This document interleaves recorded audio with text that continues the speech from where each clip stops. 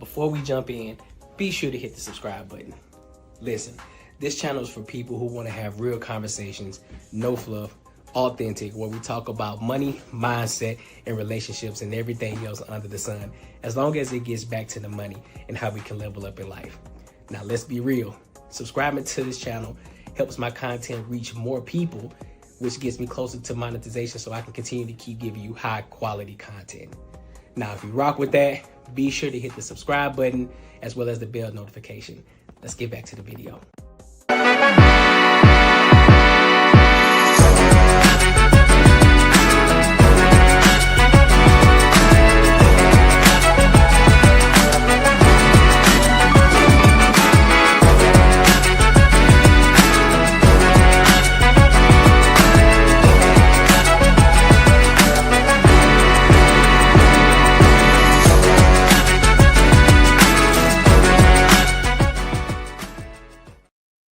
What up, what up, what up? Welcome to another Courtnee Edgar show, one of the dopest shows on YouTube where we talk about everything under the sun. As long as we get back to the money, we get back to the money and we get back to the money. Real conversations and real solutions. I'm your host, Courtnee Edgar.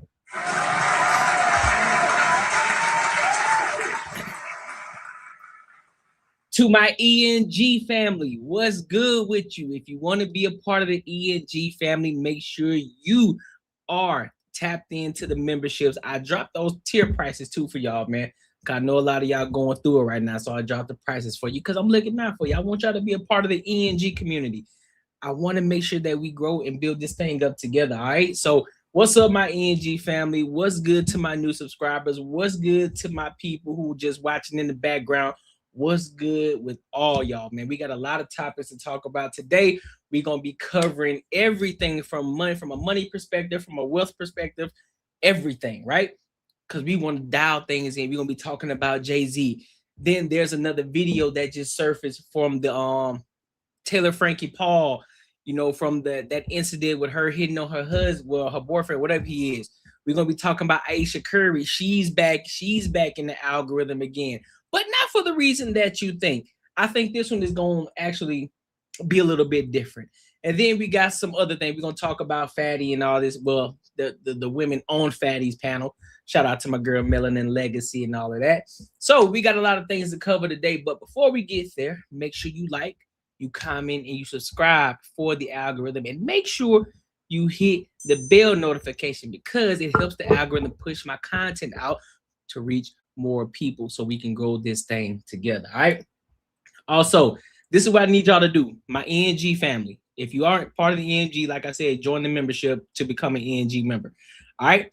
Here's what I need y'all to do. This is what I need y'all to start doing. For those of y'all who are subscribing, I need y'all to start paying attention and watching out for the uploads, my long form uploads. Being in the live stream is dope. We kicking it, you know, but the long form videos is where it's at. I need y'all to run those numbers up. I need y'all to engage in those videos. I need y'all to comment. I need y'all to subscribe. I need y'all to hit the hype button over there. I need y'all, we got to run them numbers up over there, all right? For all the long form videos that we post. I'll have a video posting up tomorrow. Go show love. We got to run them numbers up, all right? So I want to go ahead and get into it. And first and foremost, we're going to talk about Miss Taylor Frankie Paul. And here's the thing. I want to look at this from a money perspective. I want to look at this from a business perspective too, because it's not just the drama aspect of it. I know a lot of us, we like talking about drama and all that shit too. We gonna talk about it, but I want to look at it from a business perspective, a money perspective, and all these different things. All right, and then I'll give my thoughts and my opinions on it. All right, so make sure you like, comment, and subscribe. Let's rock out.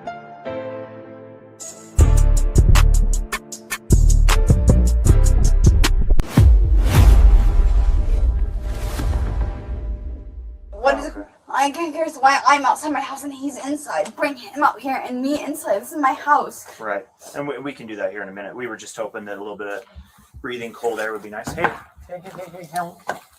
You're outside. I'm inside. Hey. Yeah. No, Taylor, okay. Hey, get Taylor, out of my house. When I told you how this was going down, okay, we're trying to be kind right now and just find out what's going on. But if you stop listening to the things we're saying. Okay, you're good. You're good. Then You're it's good. No worries. problematic. You're being nice. I get it. You're good. I get it. So when I say He's pushed me in my garage, the man in my garage to my kids' stuff. your children are here and you need to stop yelling and you need to take your volume down considerably. You're good. Understandable. You're right. And so when I asked you not to make a phone call right now and you're doing it. Is what? Illegal? No, but what I'm saying is Dad? you're being problematic. Please come to my house. They go to push me in my garage and the police are saying that I can't talk about it. No, that's not what we're saying at all. What are you saying? What are you saying? Just curious. I'm saying for you to take deep breaths because you're very intoxicated and you're screaming Sure. in the street. But he was And you're pushing me. refusing to calm down and you're being very loud while your children are trying to Sleep relax. upstairs with the white noise. What about that one right there sitting on the couch? What's up? Yes. We're gonna be. Yeah. You just need to chill. What I'm telling you. What I'm saying is take Are deep you married? breaths. Kids? That is irrelevant. It's not. It is. Do you know how I'm feeling it? I do, which is why Do you know how I I'm was asking you to pushed calm garage down. by a man? Did you explain that to Officer Rubenbrecht? Yeah, I did. Okay. What's up, Miss That's why Valencia? everything is What's good with you? right now. Okay. My job is to assist you. It's with not calming relevant down. then. My personal You're- life is not terribly relevant right now. My job is to You help should you have- calm down, Okay. which I am trained in helping people do. So But you need to listen to Can the I? hold up. So far, here's what I've heard about this individual by Taylor Frankie Paul. One, she was a part of, I guess, that Mormon show with the Mormon housewives or whatever you call that show. And she was a problem over there too. They wanted her out, right? Now she had the opportunity to get a bag with this whole bachelorette shit. And now this shit surfaced of her putting her hands on her man. And we all got eyes here. We all have eyes. We all seen the original video that surfaced. And yet she's still trying to play victim. How? Why? You still trying to play victim. As if you are in the right. You're throwing bar stools and chairs at your supposed husband. I think that's her husband. And you're hitting your child in the process. You're doing this while your child is in the living room with y'all. But let all the other women tell you, men are the issue. We're the abusers. We're the ones that y'all aren't safe around. Y'all would rather choose the bear than the man, but yet and still, a lot of times it's the woman that's the problem. A lot of times it's the woman that's the problem. A lot of men, they just don't speak up about it. They don't say nothing about it because of the backlash that they're gonna get from everybody else, from the policemen, from their homies, from whomever. Right? She's a woman, and so therefore they're not gonna take her seriously until she does some egregious shit, and then they're gonna have to take her serious. That don't even. What do you? And so one thing about me, Cricket, I want to be clear, and I'm going to continue to keep. You know what? I'm not gonna respond to it. I'm gonna continue to listen to watching this video. I'll respond to you in a minute. Yeah, I'm pressing her. Why wouldn't I press her? Water? Can I have water? You can have water. Am I okay to get that? I said you are. What I'm asking you is to chill out and stop making so much noise because. I'm not making noise. I'm getting water. Okay. Extremely intoxicated. I'm like a 2 out of 10. Please enlighten me on that. By the way, test me if you want with your breathalyzer on my house. Please, that I got a safe driver for. By the way, please enlighten me. Interested in doing that. Why What I'm not? asking you That he is pushed me in my garage. Simply calm down. That he pushed me in my garage. We are interested in that. Enlighten me on that. By the way, officer. If you'll let me talk, I would like to. Go for it. Officer Rubenbrecht is the primary officer here. My job is to help you calm down because you're extremely agitated. But I'm extremely calm, by the way. Now you are because we're working with you, whereas before Because you I were just curled got up hydrated. in the fetal position on the ground. So Because I was let's hurting emotionally. continue to calm With my down. dad about to get here, by the way. so he can witness this. That's fine. What is he gonna do? Here's my thing. What is he gonna do? What is your father gonna do? He ain't gonna do nothing. You acting like he finna do something. You act like he above the law or something. Absolutely not. He gonna get that work just like you getting the work. We just need to have everybody just stop running around. Okay, go for it, Everybody stop officer. being problematic. That has no empathy for me, by the way, with a man pushing in the garage. I absolutely do have empathy with you. What but I'm empathy allowing. do you have? Why is that house so dirty? I'm just saying. You know what? I'm getting off. I'm just saying. Just something. I'm allowing- You just pushed me to the garage. Can I explain? I'd let you explain. Please let me explain. Officer Rugebrecht is the officer in charge. He's the one that's doing all of the interviewing of everybody, okay? My job is to keep everybody from causing further harm or trauma or for people running around and causing issues, okay? So it's not that I can't hear the story. The thing is, Officer Rugebrecht is the one who has to be aware of all of these things because he's making the ultimate determinations and he's the one that's doing the interviewing. So that's why I didn't interview you and I didn't interview Dakota. You did. I'm- Yeah, his side. She's so manipulative. No, I sat here with him and calmed him down. I had him take calming breaths. My hand is aching. And I found out whose truck was outside. Little things, right? My hand's the one aching. Would I you don't like know why. paramedics to come look at your hand? No, I don't, but it's aching. He did something to Did it. He you pushed tell me in the Officer garage. Rugebrecht about your I hand? don't know what I told him. You know what? I want to address this. This is very critical. What if it was your mom, grandma, daughter, sister? Well, one thing about me is that I'm not gonna sit here and believe anybody just because it's my daughter or it's my grandmother or it's my mother. I need to get the full story first. I'm not just gonna jump off the cliff because guess what? It doesn't do anybody any good if I go over there and jump off the porch immediately when I don't have the full context of what the fuck happened. That's y'all problem now. Y'all want to crash out for anything. Just because you see somebody shed some tears, that don't necessarily mean that it's true. That's y'all problem. Y'all want to spaz out so goddamn bad, just like she did, because apparently you didn't see the original video. If you did see the original video, you would have known and seen what she was doing wrong. She put her own daughter in harm's way. Not the man. He was trying to get her to calm down, and he had it on video the entire time. But yet, look at you, you sucker. You sitting over here trying to defend her when she's clearly in the wrong.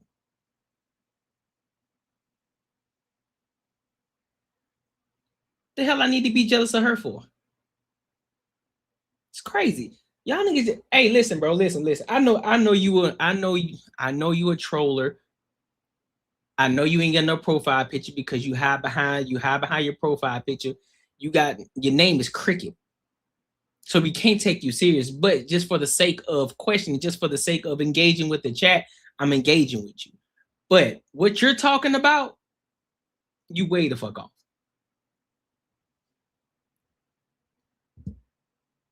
She probably is a predator. Who knows? She might be a predator. Who the fuck knows? Either way, she's wrong. And no, I'm not going to believe her just because she's crying. I'm not going to have sympathy. Oh my God, she's crying. Oh my God, we need to stop. We need to believe her because she's crying. She's crying so hard. She's crying hysterically. We got to believe her. Y'all know how many times women done cried, and I'm talking about they done cried hysterically, bawling, yet and still they were still lying straight to your face. Yeah. So no, we're not going to sit here and believe her just because she's crying. She drunk. On top of that.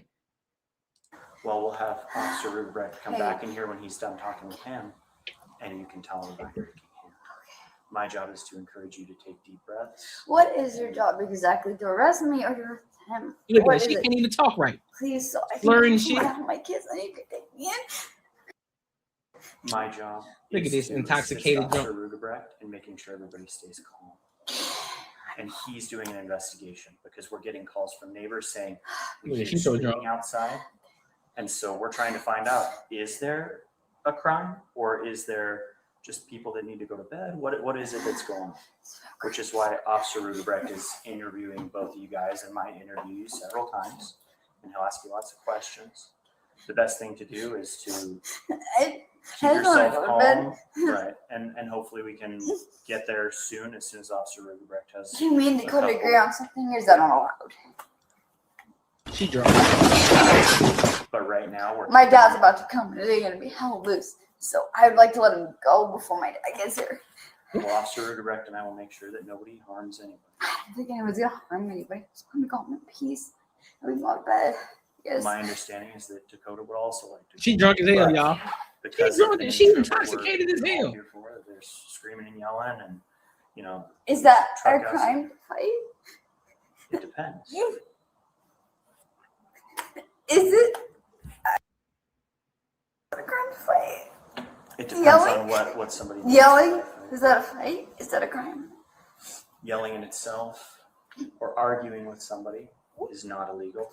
Okay. Spouses argue all the time. Is It becomes so loud that maybe the neighbors are fearful that somebody's dying inside of a home. I'm We obviously want to make sure that everything is going to be I'm okay. sorry for raising my voice. You can go home, please. And then when things get I'm sorry. You can go home in peace. Joe, just keep taking those calming breaths. Like I I said, can't. I'm so much pain. So much pain. do you feel that you'd like to go to speak with somebody about how you're feeling? Like No. a crisis worker? I don't have like home. Mhm. I just want Well, we hope that we can come to a nice, easy resolution with that. But again, we have to allow Officer Rugebrecht to do his job. I want to know what she was drinking. I'm sorry.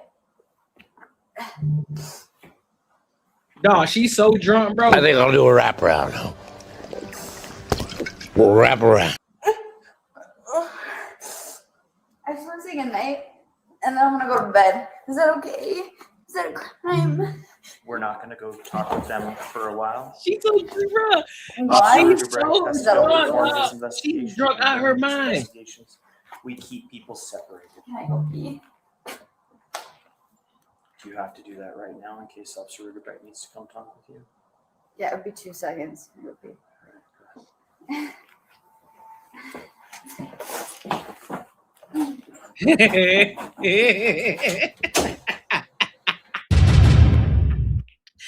Hey, y'all saw that stumble? Boy, she drunk out her mind. Y'all saw that stumble?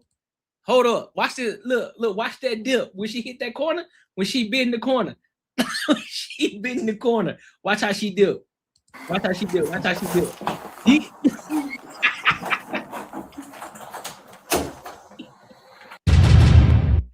Oh my God. Oh my God. Okay. Let me give my thoughts here. One, she need to go to an AA meeting. That's for sure. She need to go to AA because she got drunk as fuck, right? Two. You can tell she blacks out when she drinks. When she drinks, she probably wakes up the next morning as if she has done nothing wrong. She completely blacks out and she acts like a whole different person, an entirely different beast. Because the original video that we saw that surfaced, we saw the effects of her. We saw the effects of her drinking and how belligerent she gets, throwing chairs, daughters catching chair strays, getting hit, not saying sorry or nothing like that, and the man having to suffer through it. But here's the crazy part, though. You know what? It ain't even crazy. She still is gonna find somebody. There's still gonna be a guy that's gonna be willing to deal with her. And mind you, I still believe that they're still gonna stream that show, The Bachelorette, with her. I think that she still secured the bag with that. She still secured the money with it. That's the crazy part. With all this shit that surfaced, she ain't gonna lose many followers. You got people on TikTok right now trying to defend her, saying, hey, well, if you're gonna cancel Taylor Frankie Paul, that means you need to cancel the NFL. How? Or you need to cancel other sports. For what? off of one incident like this. And now all of a sudden you want to cancel everything else because you want to defend her bad behavior, the lack of accountability, because there are a lot of women who do put their hands on men and they shouldn't be putting their hands on men regardless of the situation. We were always taught, keep your hands to your God himself, boy and girl. And then you throwing chairs and you hitting your kid. Your kid is involved now. Your kid gets injured because of you. Because you don't know how to control yourself when you're drinking alcohol. Yeah. But yet, again, she still secured her money, though. That's what it seems like to me. I think she still is going to get streamed for The Bachelorette. And you still going to have a whole bunch of sucker dudes on there trying to find her love or trying to get her love, which is crazy because they think that, oh, man, it just, you need a real man. And I'm telling you, you just need a real man in your life. Man, no, she's going to do the same exact thing to you.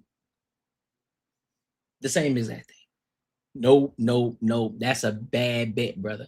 That's a bad bet. Don't do it. Don't do it.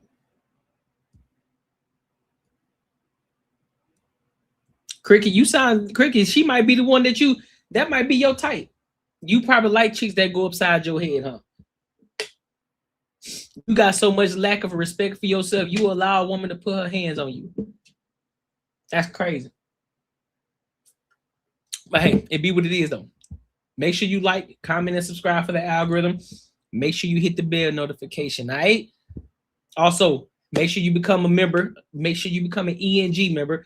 Like I said, I dropped the tier prices for y'all. So for a lot of y'all, I know y'all struggling with y'all money out here in these streets. I dropped the tier prices for y'all so y'all can become a member. All right, so make sure you become a member. Let me read some of these comments real quick before we move on to the next topic, dog. Read some of these comments. What up, Ma? Says that is so sad. They were throwing everywhere. Everywhere. My guy Battles on. What's good with you, homie? What do you say? I come from the system and been a word. Okay. Cast a stone if you cast a stone before you're saying, yeah, I'm still gonna cast a stone. What you mean? Casting stones all day long. One thing I can say, I ain't out here when I drink. I don't get belligerent. I ain't out here hitting my kids with chairs and throwing chairs at people. I dang sure ain't doing that. That's for sure. I ain't out here putting my hands on people when I shouldn't be putting my hands on people. That's for sure. That's for sure. Now, talk about that, homie. Talk about that. So, let's go to this next topic. I want to go to the next topic. I want to talk about Aisha Curry. She went on to Michelle Obama's show.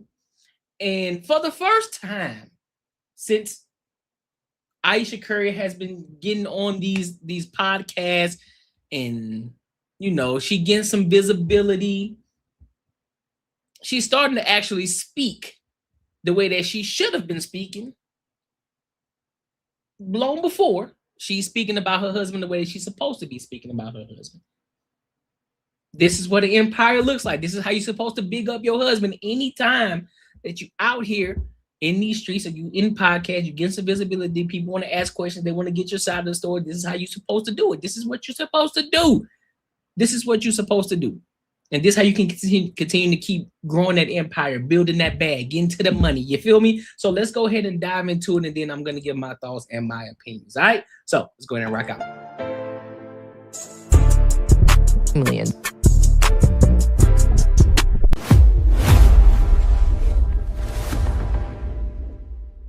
I think on the flip side of what he said about me, for me, he is so even keeled, and he can compartmentalize really big emotions very well, and he does know how to block out the noise. And so I've learned little by little, I think, how to do more of that, because like you said, I'm very passionate, I'm fiery, and sometimes it works, but sometimes it doesn't, and vice versa. And then I think I've learned this unwavering work ethic. I've never seen anything like it, but it obviously manifests itself in how things work out for him in his basketball career. I'm like, tomorrow he'll be up 6:30, working on himself when he doesn't necessarily have to. Mm-hmm. And so I've just year after year after year seen him do things when he doesn't have to. And then I see the results that come from that. And it's extremely inspiring. Oh my God. Yeah. Thank you. Let's bottle some of that up and sprinkle it over the man.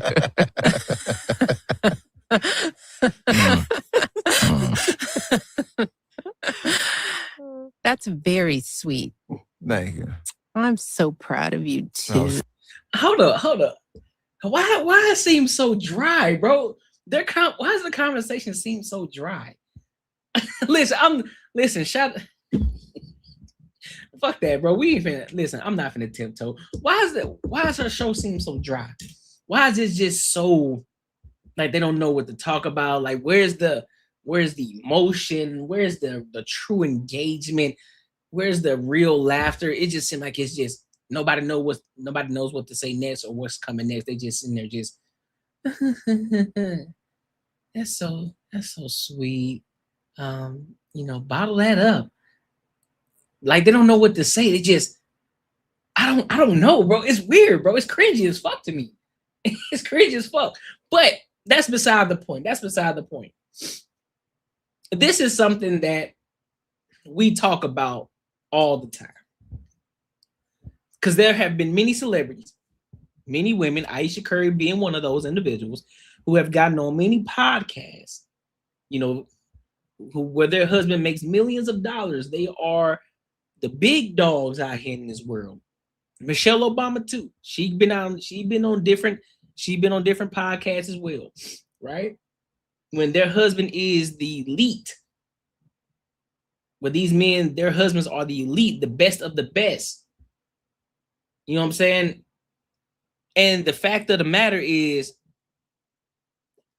coming from women's perspective, they're just giving their perspective in regards to how they're operating, knowing that they got a husband that's of a high caliber, right? I understand that, but there's a time and a place for it. I'll give you an example.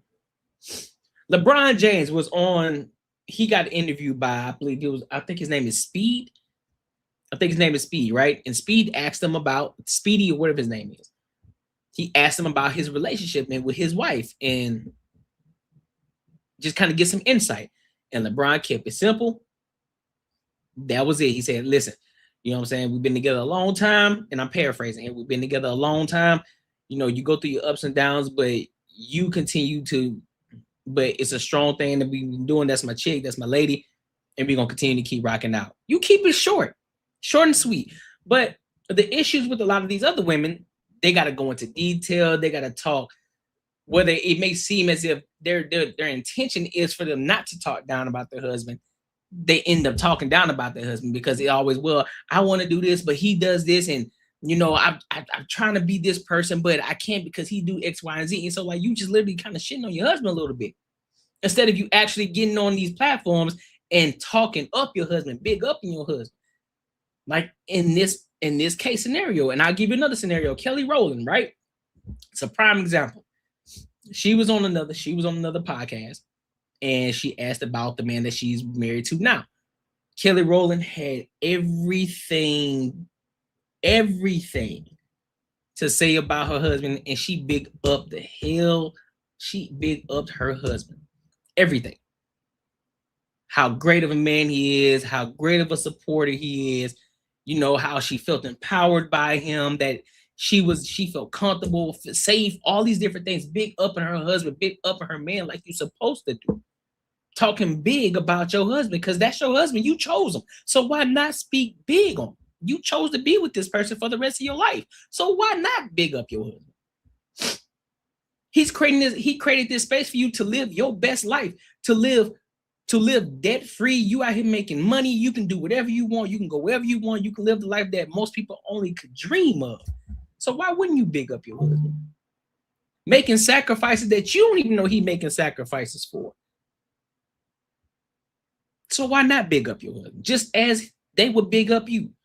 Man, I couldn't do it without my woman, man. I'm telling you, man, that she's such a great mom. She's such a great wife. She does this, she does that around her, you know, because I know I'm always gone, but she's able to pick up the slack where I'm not there. She's doing X, Y, Z. Like, these niggas big up their wives.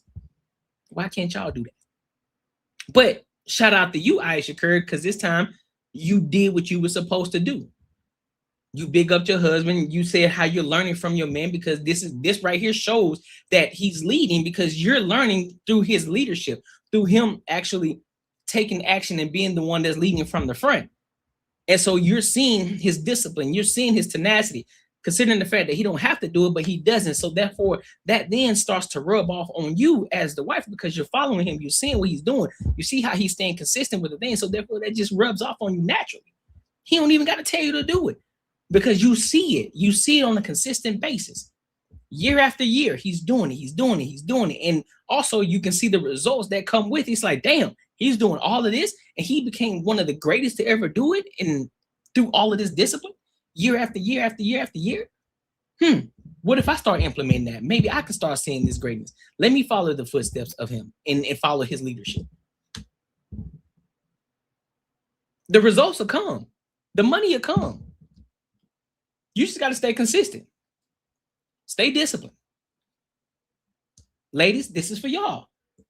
If you're struggling to find a man, pay attention to his discipline. Pay attention to his purpose. Stop focusing on what he has right now, and focus on how he's working. What's his work ethic like? What's his morals like? What's his character like? Y'all so focused on, oh, he got to make 6 figures or more. He got to be a big dog. Man, listen, bro. Listen. You want a man that's already on the brink of, he's working towards that shit.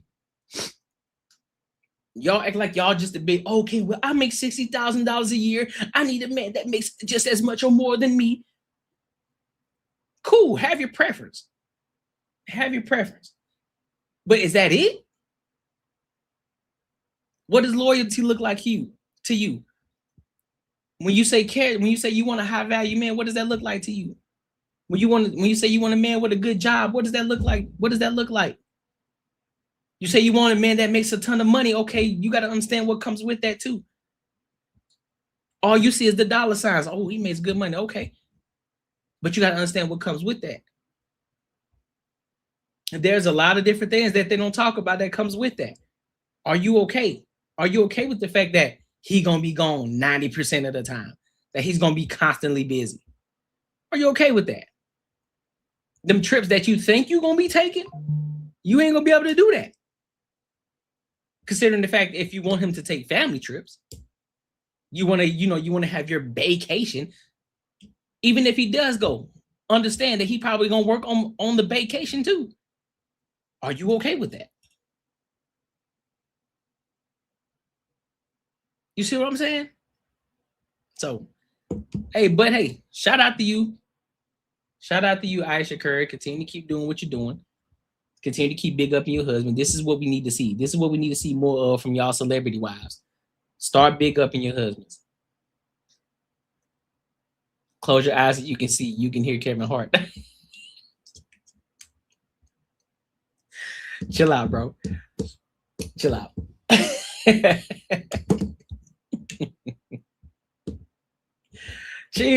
Chill. Mind's mouth, chill, bro. You wild for that one. You wild for that. But hey, shout out to them. Shout out to Michelle Obama. You know what I'm saying? For getting them on the platform. Bro, this is when you know motherfuckers is on the brink of starting to retire. When you start to see them on a whole bunch of podcasts, starting to do movies, starting to venture into other things, starting to see them on more screens outside of just on the field or on the basketball court. Like, yeah, they getting close to that retirement stage. Close to that retirement stage. You got about 3 more years in them. Curry, I give Curry 3 more years. I give Curry 3 more years. Bron, I give him about 2. I give him this year. This year, maybe next. I think maybe next year. Next year. I'll give him next year. I think he's gonna retire next year. I think he's gonna retire next year for sure. What y'all think? Y'all let me know. But look, let me know what y'all think in the comments, bro. Do we need to see? Do y'all believe that more women, more wives should start bigging up their husbands when they go to these podcasts, or should they do what Aisha Curry was doing in the past? You know, talking about the so-called realities of the relationship and speaking, I guess you could say speaking towards the husband. I guess the intent isn't ill, but it still comes off as like you trying to downplay your husband.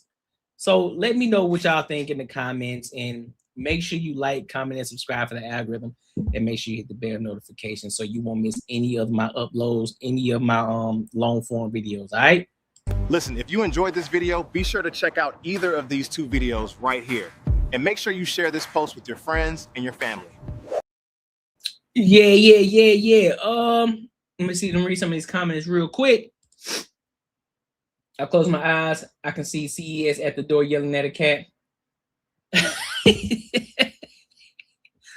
Someone, hold on. Let me see what I do. Look. Somebody come look at this. Hey, somebody come look at this. A goddamn cat drinking milk out the bowl. Get out the boat.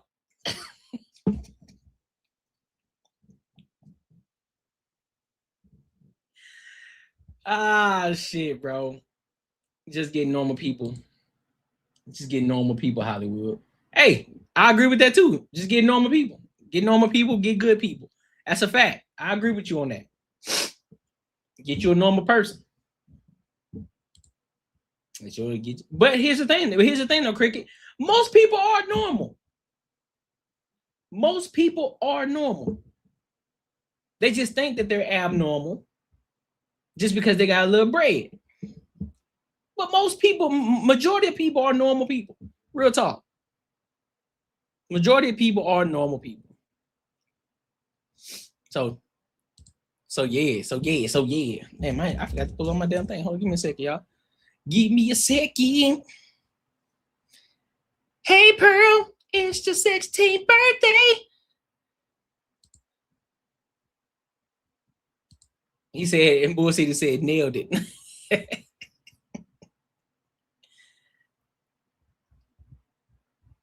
Hey, Pearl. Y'all remember that? Y'all remember that shit off of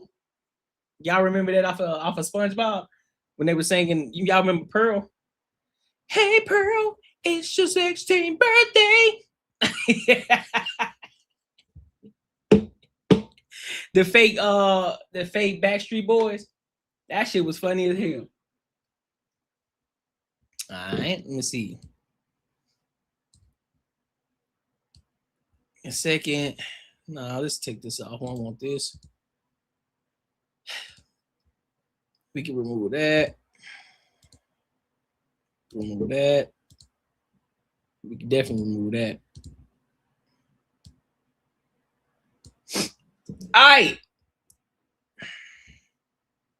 You know it's for real, right? All right. So before we get started, we gotta get into the nuts and bolts of this live stream. We gotta talk about Jay-Z. You heard? We gotta talk about Jay-Z. We gotta get into it. All right, so let's go ahead and get into it. Let's go ahead and talk about Jay-Z, man. So he finally went on the had an interview with GQ for a video cover story, and he was talking about everything that happened back in 2025, talking about, you know, how he came up,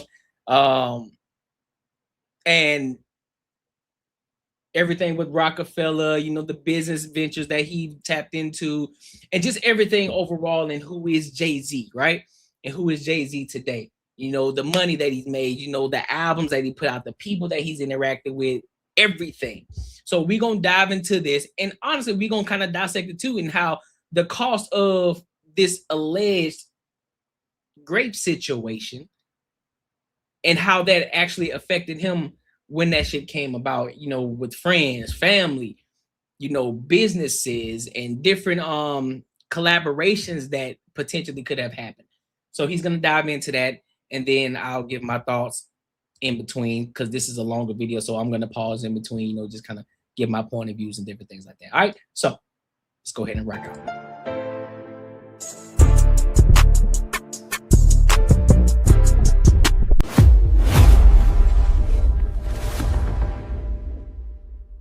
How would you rate your 2025? Like looking back on the last year? It was hard, really hard. I was like heartbroken. Really? Yeah, I'm glad we got right to that, you know, so we could just get that out the way. Okay. Like I was really heartbroken by like everything that occurred, Mm-hmm. you know, with all like, you know, we in a space now where it's just like, almost like consequence is not thought about enough. So everything is so instant. You know what I'm saying? Yeah. And like that whole Busby, The civil lawsuit that was dropped, dismissed. that shit took a lot. There was a line, no women, no kids. You know, you hear those sayings, but those are things that I took from the street. You know, morals, integrity, Code. those things I took because we lived and died by that. So it's strict for me. Like it meant a lot to me. I took that really hard. And I knew that we was gonna walk through that. Mm-hmm. We was gonna walk through that because, you know, first of all, it's not true. And the truth is, you know, at the end of the day, it still reigns supreme. When you're feeling these feelings, how do you then bounce back and get back to being Jay-Z? I don't know. This is the first thing I'm doing. Yeah. Actually, it was just like, all right, man, we played enough defense. 2026 is all offense. You feel me, Bull City? And that was the thing too. One of the things that I also had to realize too is that just because you hear everybody already calling individuals guilty just because they see somebody did something without the evidence, they don't see no evidence, they don't see anything going on. All of a sudden it's, oh, he's guilty, I know they guilty, as if these motherfuckers that they ride with them, as if they're always in the vicinity of these people, as if they're around them 24/7. Oh, but y'all know how Hollywood is, or y'all know how Rockefeller is. Y'all know, it's like, bro, y'all don't know their life. Y'all don't know what they got going on. Y'all don't know what they doing, bro.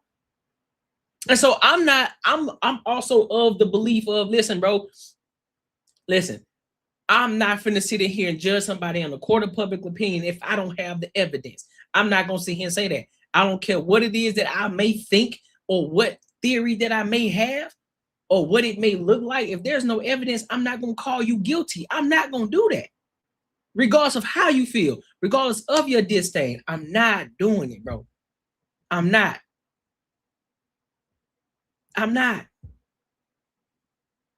If there's no evidence there, what would I look like saying, hey, bro, yeah, man, he guilty. Yeah, bro, man, he guilty, bro. Y'all know how Hollywood is, bro. Hollywood weird as fuck. Okay. Yeah, that may be true. However, do we have the evidence that he is doing the thing that he's being, you know what I'm saying, that he's being convicted for? Do we know that? Can we point the finger at what time, when it happened? Did you see it happen? Is there pictures, video footage, or anything that there's concrete evidence that shows it, that you cannot deny it whatsoever? Is there information on that? Do you have it? No. All right, then. So until he's innocent until proven guilty. Not guilty until proven innocent. No, you're innocent until you're proven guilty. No matter how much you hate the person, or no matter how much disdain you got for him, or no matter how much of a hunch you got. If you ain't got the evidence, bro, I can't. I'm like, well, I mean, he looked like he did it, but I don't see no evidence, so I can't really say he did it. I can't. When we first dropped Reasonable Doubt, we sold 34,000 records. We were in like at MTV, like, give us a performance in the last slot. Yeah. And they were like, what? What you mean? This is an opportunity to learn, KD. It's an opportunity to learn, man. Get some insight. That's where you get some insight. You don't even have a video that we play. They ain't say these words, but you know what I'm saying. The energy was like, you're new. Yes. Like you haven't proven yourself. But in our mind, the fact that we released an album was proof enough of concept. We did it. That was hard then. We remember, we're not in control of distribution. marketing, anything. We're going like a street level, street team approach to this. And so when we put the album out, that was the win. Yeah. And we had some success. And remember, on the streets, we were platinum. Anywhere you was going to go, you was going to hear Reasonable Doubt. Did you feel that way at the time, though? No, at the time, I wanted a deal. Were you That's why I went to dejected every single almost? label. Huh? Did you feel like dejected or? I wasn't. Yes, I was rejected, not dejected. Okay. And you know what I mean? Like every door was, but I always believed in myself. Yeah. It wasn't a moment that I thought I'm not good enough for this industry. Mm-hmm. At every rejection, I thought, why do they have this guy in place? He doesn't know what's going on. Like they're slacking. They're not seeing the vision. When you look back at that time, are there things that you're glad that you didn't know? Yeah, of course. It's almost like if you're in the room and you go through this room and you get to the end and you open the door and you're like, wow. And then you turn back and you turn the lights off and it was like pits and snakes. You know, your naive nature just naturally navigated you through the dark. And that's made up for the things that we didn't know. And it helps because you can learn something so much that you just tap out. I think that happens a lot in the music business. Like people get in the music business for the right reasons and they're very passionate about it, but then it becomes Monday. It reminds me of an old Kanye quote of something he said about you when he said, with Jay, you always see the win. What do you think he meant by that? I think that showed the entire picture from You Must Love Me to Regrets to, you know, Soon You Understand. But the wins are so big that I can see where that can dominate a person's memory. You forget the losses. Yeah. Or the perception. Yeah. Or that becomes the perception that it's only wins. And then I do say, I will not lose. So I could add to the perception as well. I was going to say you also are really good at kind of like, you have a discipline about. And that's another thing too, though. That's another thing too. And this is why I always preface this by saying, because I know a lot of people, they believe that confidence means you don't lose. They think that confidence means that you are perfect. There's no imperfections with you. That means you got everything figured out. That's not what that means, right? You build your confidence through the losses. You build your confidence by having to go through the mud. You don't build confidence by sitting there looking in the mirror and say, hey, bro, you confident today, big dog? You confident, bro? It's you, bro. It's you. You confident that you go out there, you ain't accomplishing nothing. Because regardless of how much you speak about yourself, regardless of how much you sit out here and manifest, right? Even though I do believe in it, but it also comes with the work. Not just reading off a piece of paper and writing it down 3 times, all that shit. You also got to go out there and do the work. Faith without works is dead. So you have to go and do the work too. So the confidence comes from you having to go through these obstacles and then you overcoming those obstacles to get to the next step or get to the next level. That's where the confidence comes from. That's why when you see individuals who were once big, you know, they were 200-300 pounds, and now they lost 150 some pounds. Now they all ripped in muscle, and you see the confidence where they just want to take off their shirt all the time is because they're confident now, because they gone through the effect of the embarrassment of not being able to take off their shirt in public, right? They want to take off their shirt. They want to show their bodies off. They want to show that because, like, listen, I work my ass off of this. I sacrifice a lot of different things. I sacrifice eating the foods I love. I sacrifice not going to certain parties. I had to sacrifice. I sacrificed waking up early to go to the gym or going to the gym when I didn't want to go to the gym. All of these different things in order to get to this position. So how dare you sit up here and tell me that I can't show my fucking body? What's wrong with you? So that's it goes the same thing. It goes the same thing with this. Yes. You may have the confidence because you know that you may be good, right? But you still have to get it out of the mud regardless. Even though you got the confidence, you still got to go through it and you got to work your way through it. It's like shrugging off any kind of perception of a loss. Like, yeah, what's the next go 0 for 82? I'll look at you like it's crazy, like, you know? Yeah, because it's all wins. If I had 0.1 of the nets, I won. Or it's like I had ownership in a basketball team in Brooklyn. Is that something you continue to apply? Like, yeah, when, God forbid something goes wrong, Yeah. don't freak out. We can. It's not even God forbid when something goes wrong. When something goes wrong, everything in life happens for your greatest good. Mm-hmm. Everything. I had to not get a deal in order to become who I am today. It didn't feel like the greatest blessing of all. It was the greatest blessing that I didn't get a deal, right? So again, everything in your life, it's not happening to you, it's happening for you. It's kind of sound like what Myron Golden is. Myron Golden. If y'all never watched Myron Golden before, he kind of says something like that too. He says like when it comes to business, right? He says if you're not working on your business is working on you. So it's kind of the same sentiment, if it, what I'm saying, if it ain't working, it may be working for you. No, how did he say it? Let me make sure I get it right. What he said. Your life, it's not happening to you, it's happening for you. Yeah, if it ain't happening to you, it's happening for you. So it's almost the same sentiment. When you don't skip over that. Yeah, it's not happening to you, it's happening for you. So you just got to know the distinction. Everything is just how you relate to it. There's no good or bad. Shit happens. It's life. When did you reach that acceptance of that concept, though? I read a lot of books earlier, Seed of the Soul, Celestine Prophecies, and, all these different books. And I was picking up all these gems and jewels on the way. But I was also 26 when I came in, and I lived a lot of life in those 26 years. Marcy to Trenton, New Jersey, to Cambridge, Maryland, to Newport News, Virginia. I met all sorts of people, been in all sorts of situations. And I came out without a scratch. Never been to jail. 3 shots never touched me. 3 shots never touched me. I came out unscathed. It's very rare. And I was always curious after that. Once you reach that part, like I've had the living, and now I'm like, man, why did that happen? I'm always questioning, like, why did that happen? Why did it happen that way? I rock with that. I gotta skip past that. No, they be trying to get you when they be trying to get you when they come to that little the little clip shit. It's all good. I want to ask you just a little bit about a written testimony specifically, just because that was the most recent release. I think it came out like right before the pandemic started. So yeah, you guys like the day. That much. The day.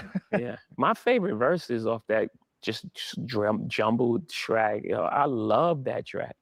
It's so noisy and just so unorthodox. Flux capacitor. You know what's funny about that? So I don't know if you remember this. You and I were emailing about that. Because I wrote about that album. And I said, this verse is crazy, even if it's offbeat. Yeah. And you said that being offbeat was the point, champ. And I was like, well, what can I say to that? Yeah. Sometimes you need to sit in the pocket. Cause my pocket is always, it's like with a foot over the thing anyway. It's always hanging to the last moment. And it's like, because sometimes I try to fit a lot of words into like a small space. Then that last word just like get in the door. Sticking with a written testimony, you have a couple of verses on there that I really like because they kind of speak to what's going on with you in a broader sense in the culture, like on Universal Soldier, I think it is, when you said that you don't keep the same energy for the DuPonts and the Carnegies. Yeah. So I wanted you to talk a little bit about this idea of like you said earlier, like the things that you do for the culture, the ways that you put on, the ways that you try to protect and move forward, but kind of the pushback that you get sometimes about like people throw capitalists at you in a derogatory sense. Yeah, I think in that verse specifically, the only thing I heard coming up was the American dream until we started being successful. And it was like, wait a minute, you're selling out because you're making money. That was the first thing that was put on musicians. People had this law for the struggling artists. That's a mind game, what we would call back in the day for technology. It was like, no, I'm not going for that. Like, no, I make art first. And then I make sure that I'm compensated for my art. I didn't take advantage. I didn't get here by taking advantage of people. I didn't take it, no one. That's not my reputation. That's not what I do. I didn't get here by taking advantage of people or taking advantage of, the loopholes in the system or some wrinkle in like a capitalist structure. That structure exists, and I just see the world for what it is, not for what I want it to be. I'm a realist, not an ideal. It's not idealistic. People speak about. You see the world for what it is and you move accordingly. Don't make excuses. You understand you gotta go, you understand that you gotta go through it. And you just adjust accordingly. Simple as that. I like using the reference of the YouTube channel, right?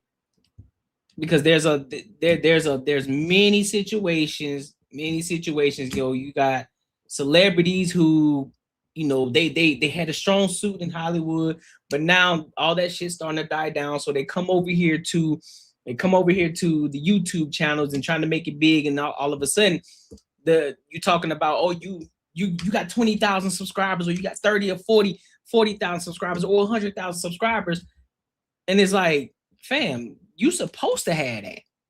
You're supposed to have 100,000 subscribers. You already got a group of people that follow you, that know who you are. So the fact that you created the YouTube channel, that's easy for you, versus somebody who had to get out the mud from zero, straight zero. Nobody knew who the fuck you were from the jump.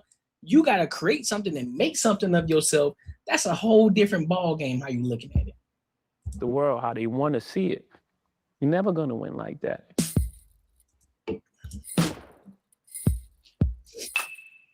You said something just now, though, about you pushing independence, right? Kind of like in the spirit of Prince. When you embody that, do you feel like you are kind of setting a mold or leading a charge for like what the successful Black man is allowed to do, and like breaking these spaces, breaking these confines? Yeah. I even want you to take that out of your vocabulary. Take what? Allowed. You know what I'm saying? We're not allowed to do anything. You know, in order for someone to allow you, they have to have authority over you. Mm-hmm. No one has authority over us. We exist like everyone else here. No one can allow us to do anything. But that word comes from a real space. And I want to eliminate all those type of words for us. Yeah. Yes. So the answer to that is yes. When you're on a mission to eliminate words like allow, like you said, do you feel like that makes you a target sometimes from? Oh yeah, for sure. 100%. What's the Nipsey thing?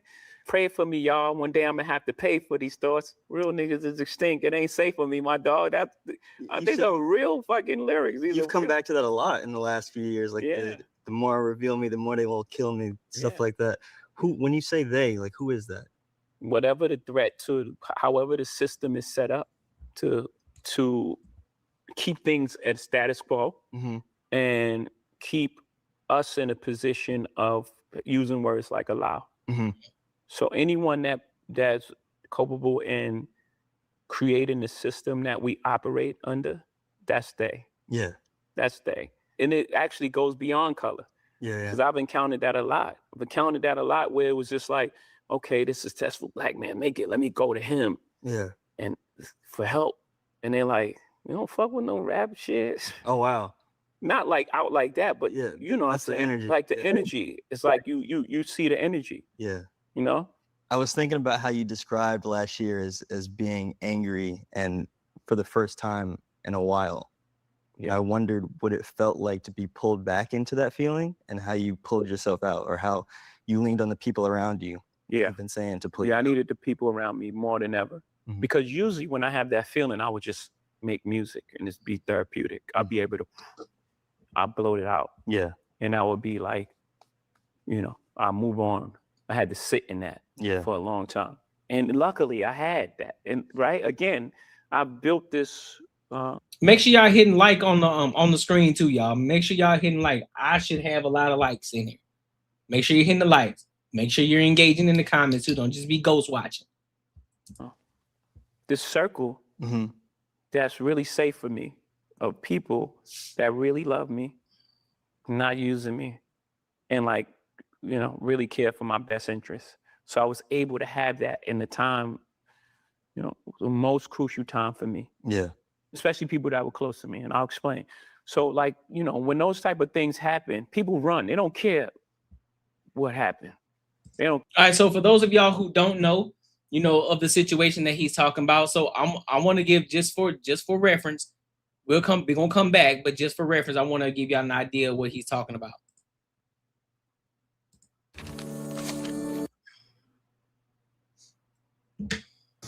And a new twist in a high-profile lawsuit accuses rapper Jay-Z of raping a 13-year-old girl in 2000 alongside Sean Diddy Combs. The lawsuit, originally filed in October, was refiled today to include Jay-Z as a defendant. The anonymous accuser claims the assault occurred at an MTV Video Music Awards after-party. Jay-Z has denied the allegations in a statement on Roc Nation's Instagram, calling the accusations heinous and urging a criminal complaint be filed instead of a civil one. He also criticized the attorney behind the lawsuit, Tony Busby, accusing him of exploiting the case for personal gain. People that really love me, not using me, and like, you know, really care for my best interests. So I was able to have that in the time, you know, the most crucial time for me. Yeah. Especially people that were close to me, and I'll explain. So like, you know, when those type of things happen, people run. They don't care what happened. They don't care. It's like, save yourself. Yeah. You know, so I have partners. You know, I've had big deals with, I called my guy from LVMH, hey man, this is coming, and I can't get rid of it. I can't take a settlement. Yeah. It ain't in my DNA. First of all, first I had to tell my wife, let's just back up. Yeah. Like, it ain't even in me. I couldn't do, I know what this is gonna, the weight that this is gonna bring on our family. Mm-hmm. I can't do it. The makeup, I would die. It would have been cheaper, yes. Cheaper, quicker, Yeah. Move on with your life. It was like a testament because people know me. Like, I know who you are, and that's impossible. And not only we standing by you, but what do you need? Yeah. What did you kind of do to come back from that personally or emotionally, I guess? I'm still working with that. That's a great question. I'm still dealing with that. What was it like watching Blue? Yeah, that's crazy. That's crazy though, bro. That's crazy. That is crazy, dog. People be coming out the woodwork, folk. Coming out the woodwork years later. Look at the situation with Bill Cosby. These motherfuckers coming out the woodwork 30, 40 years later talking about they was great. Dog. There needs to be, I'm sorry, man. I'm sorry, bro. Because a lot of this shit can be a lot of shit can be lying. A lot of this motherfucker can be lying. And how can you prove something that happened 40 years ago without evidence? How? Then you talk about you coming back asking for what? $50-some million? Nah. They need to put the court system, they need to put a threshold. They need to put a threshold on that shit. After a certain amount of time or a certain period of time, if you haven't come forth in anything regarding grape or something like that, or SA, if there's a threshold, if you haven't come past this time, I don't want to hear nothing about it. We throwing it out immediately. You can't come back 40, 50 years later talk about somebody you was great and at a different time. Come on, man. Come on, fam.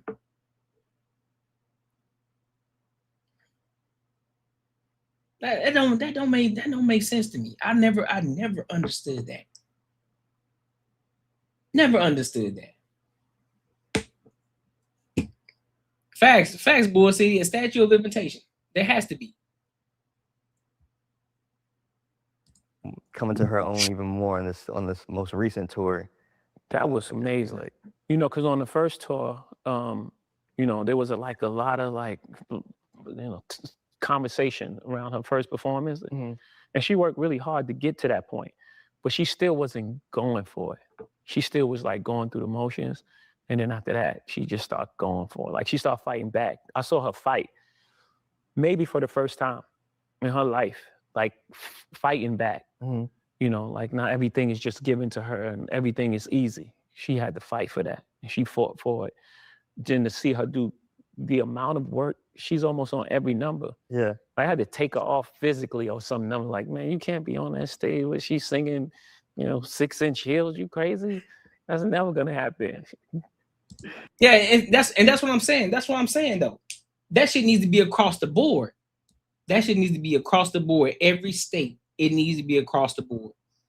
No state should not have it, including New York and California. because they doing too much. Can't come talk about. So you telling me you've been holding this shit in for 40 years, 30, 40 years, you've been holding this shit, you've been holding this back. You done lived a full life. You probably done had children, you done had kids, you done got your car repoed a couple of times, you done got buzzed down, you probably done lost some relationships a couple of times, some things done happened. Man, nah, bro. Now all of a sudden when the money get low or you realize that you done lived your entire life and you ain't got nothing to show for, all of a sudden, you know what? I remember we had to go to this party. I think that this person, I could have sworn Bill Cosby did something. And now I feel as if I was S.A. or I feel like I was great. Man, what?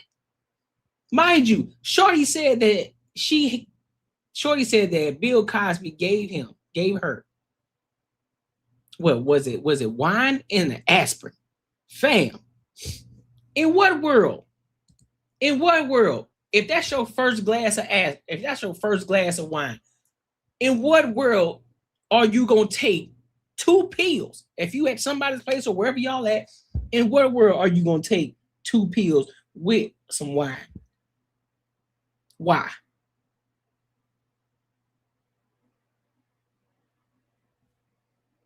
She didn't mention that she had a headache.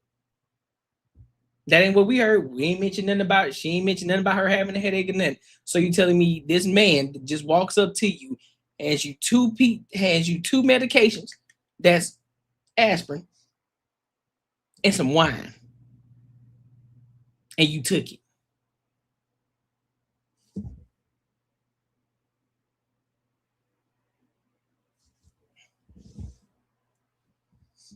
It ain't worms equals, it ain't defending predators. You can't prove it. That's y'all problem. You judging people off the court of a public opinion. You ain't seen no evidence of it happening. So how you gonna say somebody is a predator when you ain't seen it happen with your own eyes? How you gonna say they happen? How you gonna say it happened? Oh, let me guess, because they are a celebrity, they got money and it happened. Where's the evidence? Show me. Show me.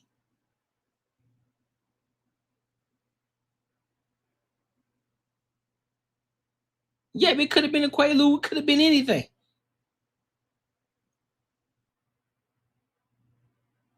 It could have been anything. But you just taking random shit? You just taking random shit from a random ass person, even if he is a celebrity. Still random. You don't know him from a can of paint. You taking aspirin? Nigga, walk up to me with a glass of wine and you got some aspirin in your hand and I ain't say I had a headache. I'm in the bottom of your hand. Man, get that shit out of my face, boy. I ain't taking that shit. What I'm taking this for?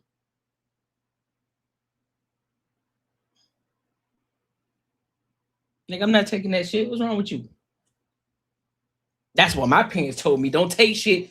Don't take shit from people, especially if it's not in a sealed packet.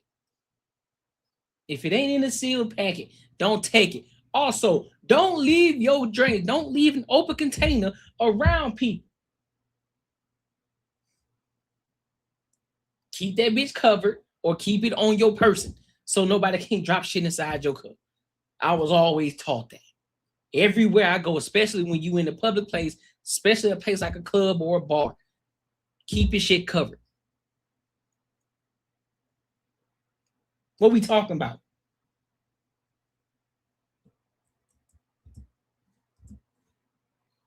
You know, like it was like that. It was like a fight. Sure. She wanted to dance every single number. And that's a lot of, choreography to remember. Mm-hmm. She was 13 at the time. That's a lot.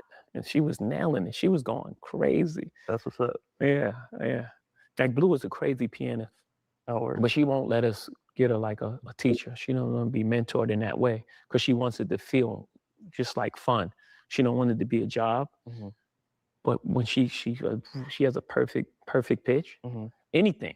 If she hears a song, she'll be like, play it again, and then she'll play it. Oh, wow. Like she'll teach herself. She'll find the notes, and then she's off playing it. That's just talent. Because we tell her, like, that's not normal, right? And she's just like, no, I just want to play. I enjoy playing. Let me just play. So she doesn't work at that. She worked at this, and it makes me proud that she fought for something that she really wanted to do. Yeah. I don't think we're gonna be able to get off that stage now. I don't know. You pop out like when you want to, you record when you want to, like you're not in that stricture of. Yeah, I think 444 released a lot. Although it's the hardest album for me to make, it's still hard to. I can't even listen to 444 because it's the album that I was always afraid to make. You know what I mean? Like you think about like, man, I want to make an album like it's just like pure and just like vulnerable and just like the real interior thought. Y'all think it's corny, but I'm like, it's fine. But I'm trying to give you $1 million worth of game for $9.99. I turned a 2 to a 4, 4, 2 and 8. Yeah, that 4, 4, 4. That OJ. Not like, this Superman, like this mythical figure. So it's interesting for you to like pinpoint that because y'all on the gram holding money to your ear. There's a disconnect. We don't call that money over here. Like we were saying earlier, the last time you did one of these like kind of real sit downs was around 444 when that had like just happened and just come out. So I'm curious now, like what it's like that it's been some time since that and how you've kind of evolved with those changes and going through that door, like you said. I'm super proud of the work that I've done and put in and to be able to do that in front of the whole world. Yeah. Like most people, they get to, go through their things, very privately. Right? You took it on tour. Live every night. It was so healing. 444 to like everything is love. That's a real chapter in life that it got recorded. Everything is love. You're rapping like really like there's some crazy verses on there where you're just like flowing nuts.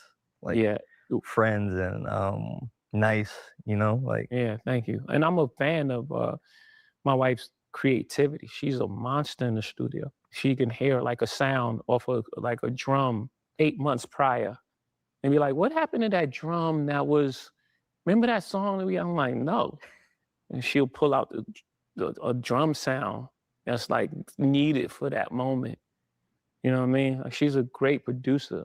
So when you're around that type of talent, it's just like, again, you're in that type of energy, people bringing music and, it's just a vibe. So those verses were just crafted because we were just having a good time. It feels like you and her are in a real creative zone too right now. Like, correct me if I'm wrong, but I think like the last couple albums she's put out, I've noticed your name in the liner notes a lot too. Like, I can kind of picture you like in the studio flowing like Unicorn is the uniform you put on, Yeah.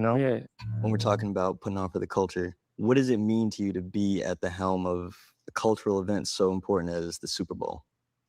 I think everyone should experience music in its totality. And for a lot of years, it was only one side of music that was being represented. Yeah. And we got the opportunity to create a more balanced idea of what popular music is today. Yeah. I'm not going out on a limb. It's the most famous people in the world.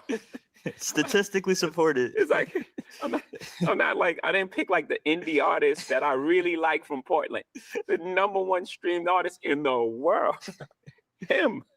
It's crazy that I think last year was still like the first solo rap act, which is crazy to say that last year was that. Was that a hard one to get across the board? Not without conversations that was like dated. Yeah. You know what I mean? It's like you said, the stats show Kendrick broke the audience record. Yep. It's not rocket science. It's like this is the music of our time. And it should be represented on the biggest stage because these are some of the, I'm not saying they're the only artists, right? Obviously, other artists would be offended. Yeah. But I think that was the right choice. As a rapper, first and foremost, and being one of the pillars of contemporary rap, I would have to imagine that you got a special kick out of watching that show, though, in particular. Yeah, for sure. Yeah. And I thought it was brave. I thought what he did was brave. Facts. And it speaks to who he is as a performer. Mm-hmm. He could have made it a little easy on himself. Just aesthetically and like what the No. Aesthetically, it was beautiful. It was flawless. The artistic choice to play The new album. the new album Yeah. was a choice Mm-hmm. and brave in front of that big of an audience. Because even if 10 million people know some of these songs, there's 120 million people that's like, what is he doing? And as an artist, to stand up there and do it and complete your vision was like, I had to tip my hat. Like, I have a high respect for him already, but like even more, my respect was like, he's really about what he say he's about. Yeah. Yeah. I have to ask you this only as a participant in. You don't have to give a disclaimer first. Well, I'm just saying, as someone who was part of probably the genre's biggest rap beef. Well, until now. As a spectator, what did you think of the 2024 back and forth between him and Drake? I'm gonna have an answer you're not gonna like. Okay. Well, I don't know if you're gonna like. That's presumptuous. I think that, look, there was 4 pillars of hip hop. There are 4 pillars of hip hop, right? Yep. There's breakdancing. Yep. And it's graffiti. Yep. There's DJing and battling. Yep. Break dance is not at the forefront of rap anymore. It's actually an Olympics sport. It's crazy. So that's dead. Graffiti. Yeah. Beautiful, in certain places. Yeah. And even in like, major art and like Keith Haring. Yeah, yeah. And Basquiat, actually, the street artist. Yeah. Took it to a next level. It's not part of hip hop. DJing. The DJ was in the forefront. It was Jazzy Jeff and the Fresh Prince. Yep. Right. Yeah. Eric B. and Rakim. Yeah. You don't even know the DJ for half of the artists anymore. Who's Drake DJ? I have no idea. Okay. Couldn't tell you off top. That no longer exists. And the last pillar is battling. We love the excitement. And I love the sparring and the music you get. But in this day and age, it's so much negative stuff that comes with it. You almost wish it didn't happen. Really? Yeah, because it's almost like it's a final thing. Now people that like Kendrick hate Drake. Yeah. No matter what he makes, no matter what he says. And it goes far too. It's like attack on his character and his thing and it's like, I don't know if I love that. Yeah, yeah. I don't know if it's helpful to our growth. Yeah, I can see his point, you know what I'm saying? Because I was a participant in the whole beef between Drake and Kendrick.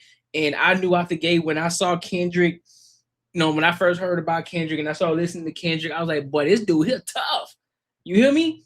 And then when I started looking at it, when it became a 1v1, Kendrick versus Drake, I was like, listen, bro, if we talking lyrical, we talking all that, Kendrick finna destroy Drake 1000%. Now, of course, I see what Jay-Z's point of view in regards to now you bringing in children, you're bringing in kids. Keep that shit out. Keep that shit over there, dog.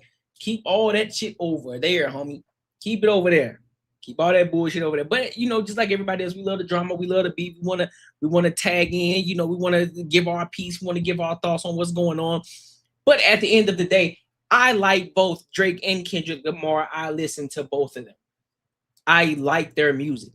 It doesn't matter what side of the aisle that I was on or who I thought was going to win. There's no, hey, for Drake, nigga, it's all Kendrick. No, I still listen to Drake music. Still listen to Kendrick Lamar music. Even when Jay-Z and Nas had their thing, guess what? I still listen to Jay-Z and Nas. Listen to both of them. But just in that time, you pick it aside like, hey, man, listen. I know just based off of speculation, I see who probably gonna win. And I was right. Just like with the Pusha T and Drake. There was a size like, hey, listen, Drake might got this one. I think Drake go get this one. Drake might get Pusha T. So it's you picking a side because it's a 1v1. Who do you think gonna win? And you just pick a side. But I think what he's saying in regards to this, people took it too far. They took that shit too fucking far. They came to, I hate Drake, or I hate Kendrick, them niggas suckers, all the extra shit. Like, man, listen, bro, just keep it about music, man. Keep it about music. Let the shit do what it do. Let the art form show who's really pulling the streams, who's really like that, who can really get the numbers up there, who's the better artist. Like, just keep it there. That's it. Just keep it there. So I agree with him in that aspect. where the fallout lands, Mm-hmm. especially on like, you know, on social media, which takes place every day. Yeah. And now you have these pods of cult. The Stan armies fighting. Yeah, and it's like, it's too far. Yeah. It's like bringing people kids in it. Yeah. And it's like, I don't like that. You know, maybe I've grown in a space that is probably, you know, I sound like the old guy wagging the finger. But I think we can achieve the same thing as far as like sparring with music, with collaborations more so than breaking the whole thing apart. Yeah. It could stand it before because there was no social media and there was no thing. And, you know, you had the battle and it was fun and then you moved on. Right. Yeah. Right now, I don't know if it could stand it with the technology that we have. Because it takes up so much oxygen. It takes up so much oxygen. Yeah. And now, Hey man, I'm gonna need y'all to really start like real talk. I really want to address this because y'all doing too much. I really need y'all to stop just pinning people as something that y'all have not yet proved. I need y'all to stop pinning people and judging them in the court of public opinion when you don't have any concrete evidence. Fuck what your intuition is telling you about. Fuck what your gut is telling you about. If you can't see it, there's no hard evidence, if there's no video footage of the shit happening, you can't just sit there and put that shit on somebody. Because when you start doing that, now guess what? You gotta put yourself in that same position. What if somebody lied on you? What if somebody lied on you and said some bullshit about you that you know you didn't do? And now you got to do time for somebody who lied on you, knowing damn well you didn't touch them. That's the shit that I'm talking about. Y'all got to stop doing that. If you never touched anybody, or if you never seen anybody do anything to you, whatever the case may be, stop just putting labels on people that y'all ain't got no evidence of, dog.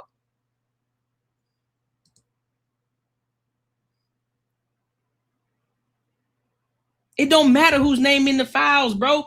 Do you see pictures? Do you see evidence? Do you see anything? Whoopi Goldberg's name was in the fucking files. Does that mean that she done anything? No. Y'all hear somebody's talking points, and next thing you know, you run with, oh, well, the name was in the files. Oh, you're a pedophile. Oh my God. No. Get the hard evidence first. Get the information, get the concrete evidence, get the video footage, and then that you can prove, and then we can have that conversation. Stop just putting labels on people. Stop doing that shit. And it's not the fact that I'm trying to defend him or anything and that such. I'm defending the fact of, nigga, bro, you're innocent until you're proven guilty. It's not you're guilty until proven innocent. No, you're innocent until you're proven guilty. Simple.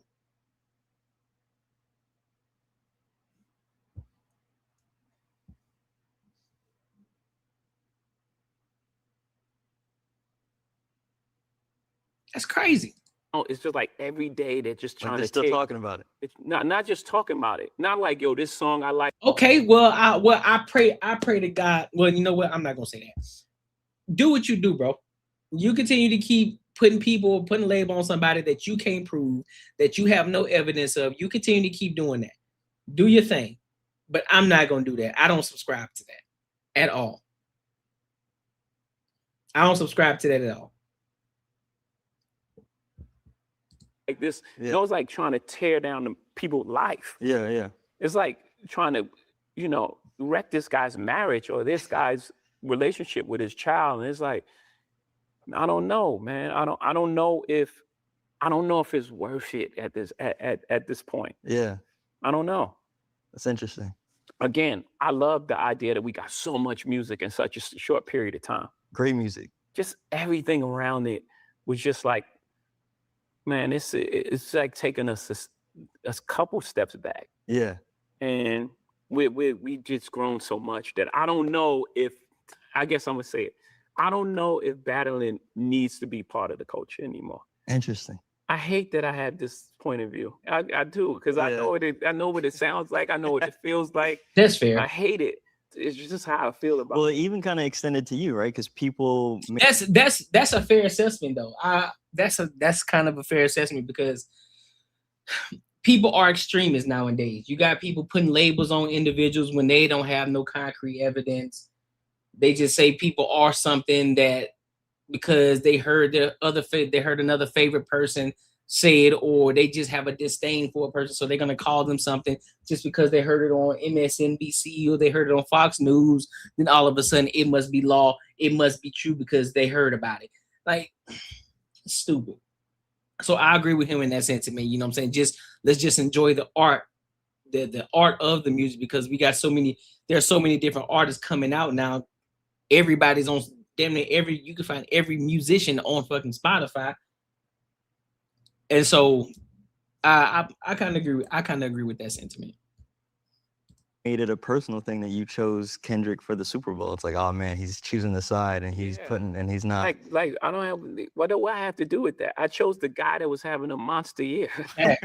I think it was the right choice. Word. It wasn't in some sort of alliance to a battle. I don't. Yeah. What I care about them two guys battling, like, what's that got to do with me? Word. Have at it. Have fun.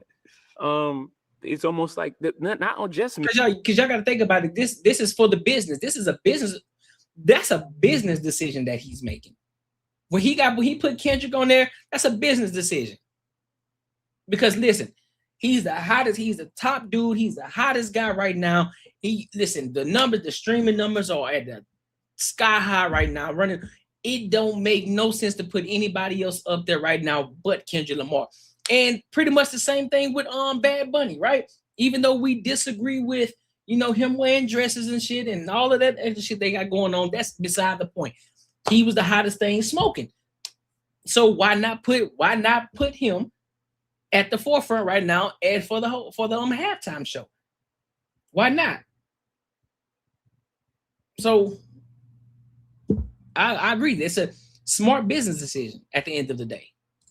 By the way, they drag everybody in it. Like everyone's part of this conspiracy to undermine Drake, I guess. But like, what the fuck? Like, what? I'm fucking Jay-Z. or due respect to him. I'm fucking Hov. Dude, respectfully. Word. Like, for what? To what end? Yeah. It couldn't be that these guys just don't like each other. Yeah. And I think they haven't liked each other for a long time. Before you had anything to do with it. For a while. Yeah. I think this has been brewing, just like me and Nas was brewing. Yeah. It didn't happen at the Summer Jam. That happened. The Lexington TV sets, the minimum, whatever. It was a whole bunch of stuff leading up to that point. Myth-Fleek, what is the Myth-Fleek slugs in your hat, right? It was slugs in your hat. It was a bunch of like little things that led up to that point. And then when it happened, I actually regret that because I really like Nas. He's a really nice guy. But also to your point, like I remember I was like 10 or 11 when that happened. I was like, pick a side. Well, I was on your side. Yeah, I can clearly. But my position was I can't go out and buy Stillmatic or ask my parents to buy Stillmatic. Yeah. But I'm gonna borrow it and burn it because I can't deny it. One mic, Like I want to hear it. Yeah. But I ain't supporting them. Word. Yeah. That's fair, man. Shout out to Jay-Z, dog. Shout out to Jay-Z, dog. One of the GOATs of music, of the rap game, bro. One of the dopest people to ever do it. You can't take that away from him, no matter how you feel about him, no matter your disdain for him. You can't take that away from him at all, bro. You feel me? So make sure you like, comment, and subscribe for the algorithm. And make sure you hit that bell notification. Don't forget to become an ENG member. Memberships are up, so make sure you tap in, become a member of the ENG community, as well as that's pretty much it. Listen, if you enjoyed this video, be sure to check out either of these two videos right here. And make sure you share this post with your friends and your family. All right, so let's go. Let's keep this train moving, bro. Let's keep this train moving. I want to talk about Corey Holcomb, right? There has been a lot of things going on since the beginning of 2026. Beginning of 2026, with the situation between him and Anton, and then Corey Holcomb has just been playing. He just been trying to clean up, damage control, Quality control. Because shit been going down here for him. Losing subscribers, losing live stream viewers, all of this shit, and it ain't looking too good. Losing gigs, just not looking too good for him. You know what I'm saying? I don't know how much it's hurting his money. I don't know how much, if it's actually hurting his pockets or anything like that.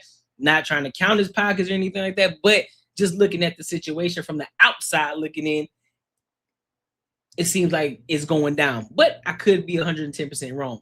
But he just did a recent video, a recent live stream, and he was going in on YouTubers. He was going in on YouTubers, ironically, right? So we're gonna dissect, we're gonna dive in, and then I will give my thoughts and opinions on it. So let's go ahead and rock out.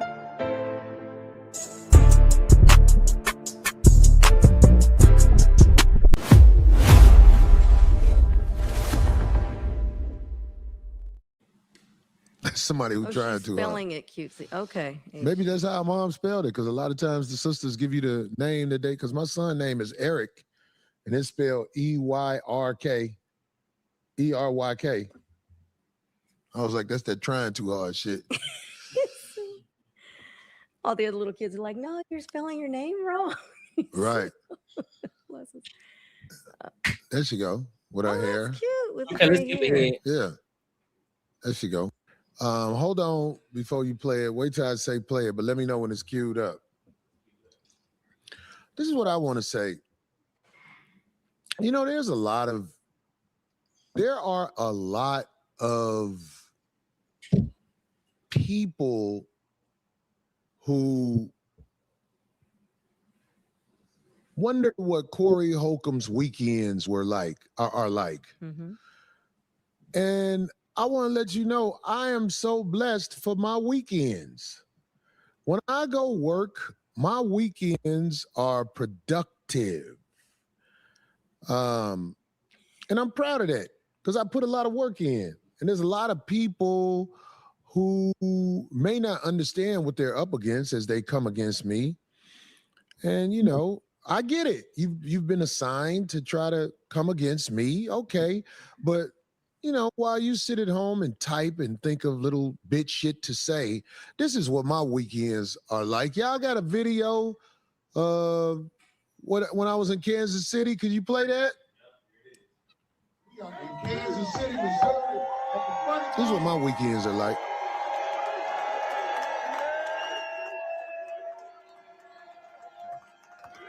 Hey, keep it real with me. Keep it real with me. Hey, what's the show funny?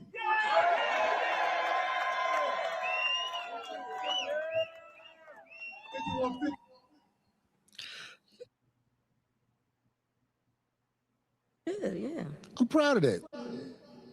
We have solid following. Shows are good. Because I'm a stand-up comedian above all this shit. Right. And not just a regular stand-up comedian. I'm one of the strongest. And So let me ask y'all a question. Why do you feel as if you need to validate yourself? If you've been in the game this long as a comedian, right? You've been in the game this long as a comedian, and your weekends are great. Your weekends are phenomenal. Why do you feel as if you need to validate that for us? I'm gonna be honest with you, bro. From the outside looking in, it looked like you forced that video. Like, man, look, let me show the people who've been hating on me, who've been talking about me, who've been in my comments. They've been chopping it up in the comments. So I'm gonna go over here. I'm gonna do a video, and look, I'm gonna ask everybody. Listen, y'all, when I play the video, I'm gonna ask y'all a question. Did y'all like the show? Was it funny? What you validating it for? That does not take away. Listen, fam. Listen, bro. That does not make you look any better from the situation that happened between you and Anton, bro. At all. At all. feel good performing in front of the people, because these days they're like, what's up with Corey? Is he you still got it? And I'm gonna bring it. I'm not finna fold. So if it's one thing I could stand on is being solid as a comedian. What's happening, D? Wild News Channel put it best. He said, "Can't stop the streets." What Can't streets? stop the streets. What streets? What you talking about? I agree. And my material is street proof. What they got to do with YouTube? Let me say that again. Corey Holcomb's material is street proof, which is the only reason my power is hard to bring down. Horde. Bro, what the fuck you, bro? What? Bro, what are you talking about, man? For the algorithm, little mark ass motherfucking little punk ass boys. You can't stop the power of the strongest comedian in the game. The comedian who you want to hold up over me will tell you, oh, Corey Holcomb, he's a monster. What is your? I'm trying to understand. I'm trying to understand something.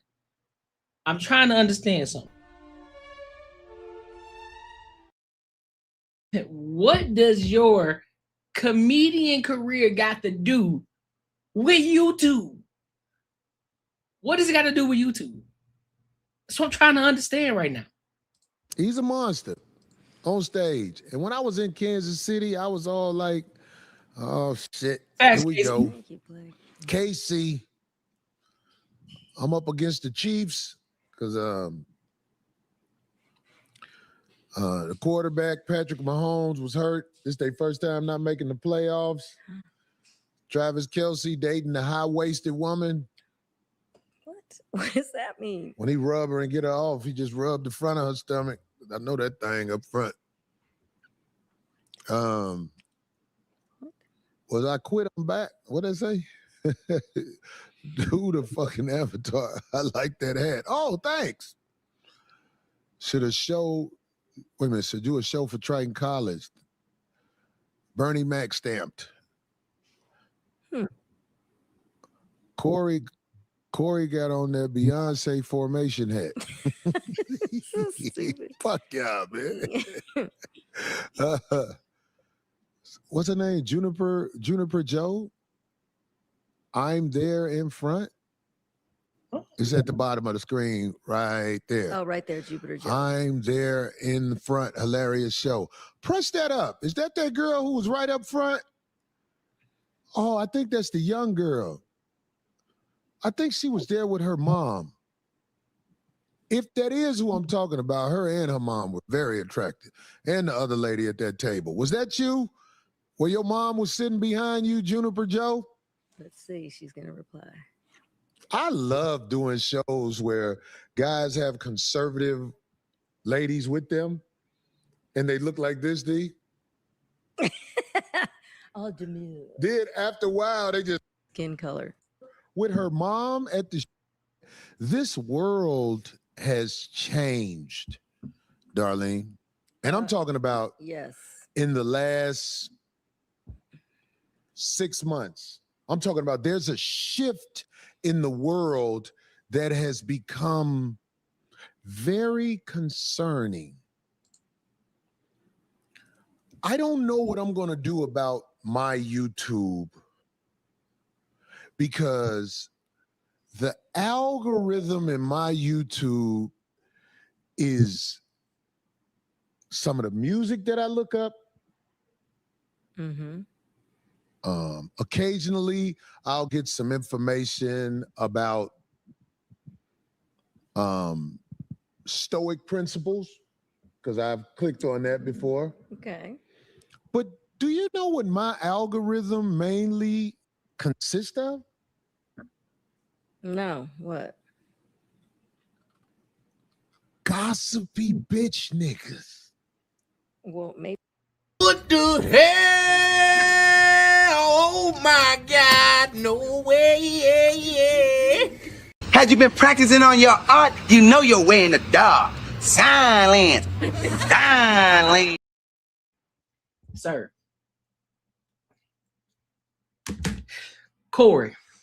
Big dog. Corey Holcomb. Fam. You do realize you just told on yourself, right? You do realize you just told on yourself. Let me break this down for you real quick, homie. You know what I'm saying? Let me break this down for you real quick. You know how you just said you click on music that you like to see, you know, historical things that you click on. It pops up because you watched a recent video or something like that.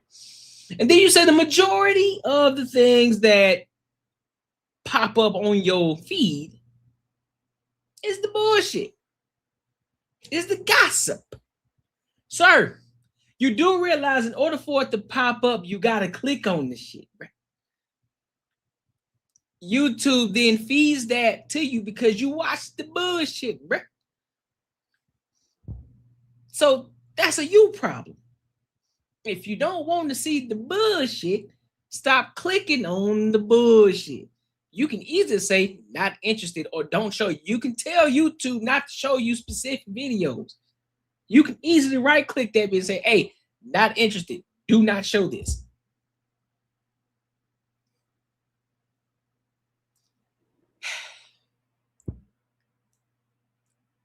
Maybe it's attached because of the one guest. I don't know. What is the one guest?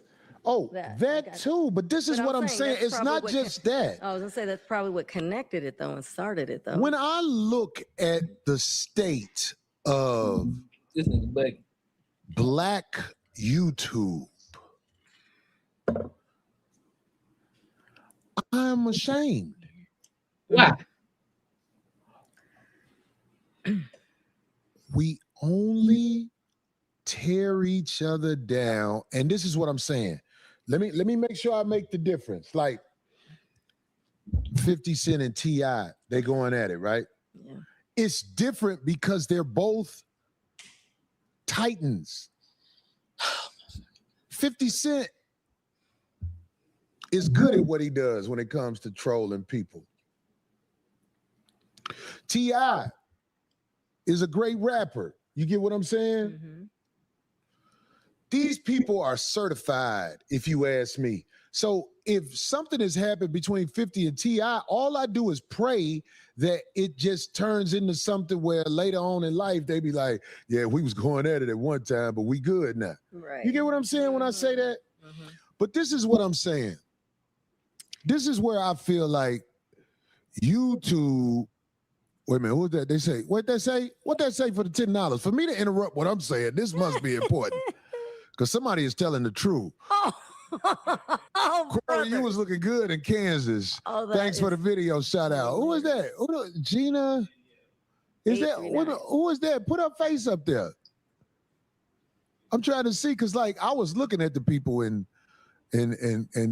Kansas City. It was so many beautiful, beautiful women. And I never really say that as much, but I'm talking about like at my shows, it be some beautiful women. I'd be like, wow. Where's that sister? Oh, I think I remember that sister. I don't know if that's her. Because I only glance at them as I'm on stage. You know what I mean? Sure. But thank you, sister, for saying that, and you can get it. If you find a way to get to me. Take a chance and just pop up somewhere. You can get it. Juniper Joe. I think she was sitting literally right in the front with her mom behind her. And she did say what up, Casey Mo? She said that. And she was also with that's what you meant. 2 other very attractive women. And when I say very attractive women, Darlene, you don't hear me say this all the time. I'm talking about Juniper Joe. She was attractive, had a Stupid. Talk about that later. Remember I said, Corey, what was you say you're gonna talk about that later? I want to talk about this YouTube thing. Listen, unfortunately, YouTube does not allow OnlyFans models to flood the algorithm, meaning like women who aren't afraid to show their body. Did you hear what I said first? I said, unfortunately. Mm. Because if the internet was flooded with OnlyFans models who showed their body and didn't do good, it would still be something worth looking at.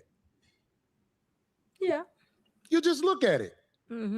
Oh, there's a woman. Let me look at her. Okay, that's good to look at. YouTube is full of gossipy men who fail at YouTube. And this is what's even sadder about these gossipy men who fail at YouTube. This is what's worse. They use pictures of the people everybody want to watch and see.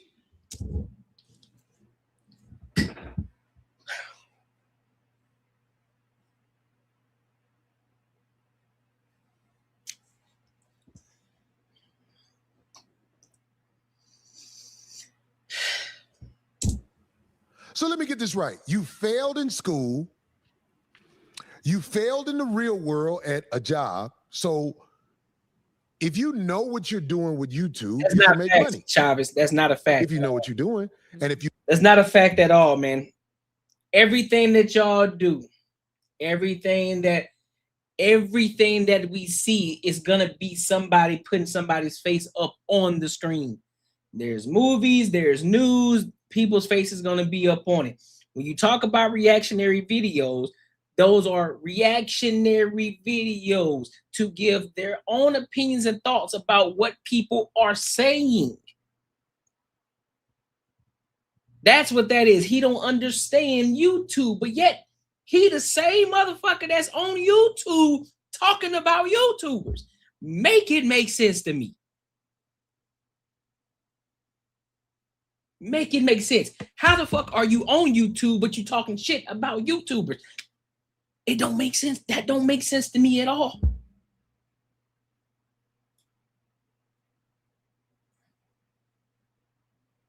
Yet you the same nigga that's talking about the black community, talking about, oh man, I hate to see the black community, but you the same nigga that put Anton on a shirt and his wife and his kid. You put him on a shirt and you sit up here talking about woe is me.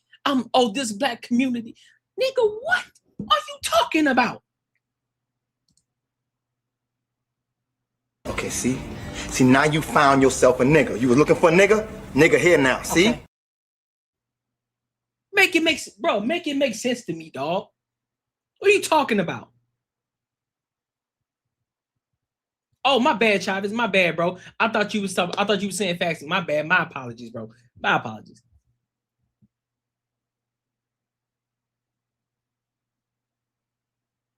Who is this Frank Sinatra? Boy, you gave up, but yet and still you over here in my comments talking to me, my nigga. Make it make sense to me. Make it make sense to me. You being a gossip girl in the comments talking shit to me. You over here talking to me, Mr. Frank Sinatra. Make it make sense to me. That shit don't make no sense, bruh. See, that's your problem. See, listen, Frank Sinatra. It's okay that you're gay, bro. You ain't got to put that up on me, dog, because you insecure about who you are in yourself. It's okay that you a pillow biter, bruh. It's all right, big dog. You ain't got to put that on me. You don't got to put that on me, homie. You don't got to put that on me, dog. I get it. You can't get no girls, but you get them lady boys. You like them lady boys, huh? That's what you like. You probably a passport, bro. You go over there to Thailand, you get buzzed down for a real one because you like biting pillows, because you a pillow biter. Frank Sinatra, if this is my life and I make money off of it, why the fuck would you be tripping off of it? See how stupid you sound? So make it make sense to me.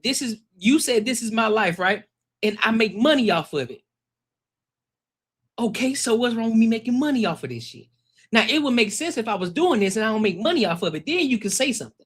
But if I make money off of it, see how stupid you sound? See how dumb you sound? See, it don't make sense to you do it. Because you a pillow biter. You a pillow biter. You got the it to necessarily pull it off. How much of a failure must you be to start your video off with a picture of a person who hasn't failed, And you still fail at YouTube. All right, so let me ask y'all a question. Let me ask y'all a question, chat. Let me ask y'all a question. So you got, I'm gonna play two sides here. Oh, let me read this comment before I ask this question. So Frank Sinatra said, "You don't have a real job, and this is what your life has come to. You don't make real money, bro. Before real 100 a month, not money, bro." Okay, cool. Appreciate you, big dog. Thank you. I appreciate you. Now let's get to this. Let's get to this right here. So this is the one side. You got a celebrity. You got somebody who was in Hollywood. You got a comedian that's well known, right? Well known group of people that rock with him. A lot of people watch that movie, so he's gained a community of people who watch him and follow him in everything that he does, correct? That's one side. That's one side. So you got a group of people over here. Now, because you may not be getting as many gigs, or you may not be in as many big time movies, so you decide to create a podcast. Mind you, you still have a group of people that follow you that know who you are. So you already have a fan base that's already built in from the foundation of you being on movies and doing comedy stand-up. You decide to go to YouTube, the very thing that you are on right now, talking shit about other YouTubers about. You are on this platform, and yet, you ain't even at 1 million subscribers yet. As a comedian, as a celebrity that already had a fan base, you ain't even at 1 million subscribers yet. But yet you over here talking about this other person who had to start from zero. Nobody knew. Nobody knew who the fuck he was. He had to get this shit out the mud from YouTube. That means being consistent on a consistent basis, showing up, building a following, building a community and a fan base of people from YouTube. Not because he was an actor before, not because he was doing stand-up comedy, not because he was playing sports, not because anything outside of YouTube. Nobody knew who the fuck this person was, but they built their shit from the ground the fuck up. And you're telling them that they failed. Sir, do you understand what you're saying right now? You should be at 1 million subscribers plus right now as a person who already had a fan base coming into the YouTube space. How does that work? How does it work? Make it make sense to me.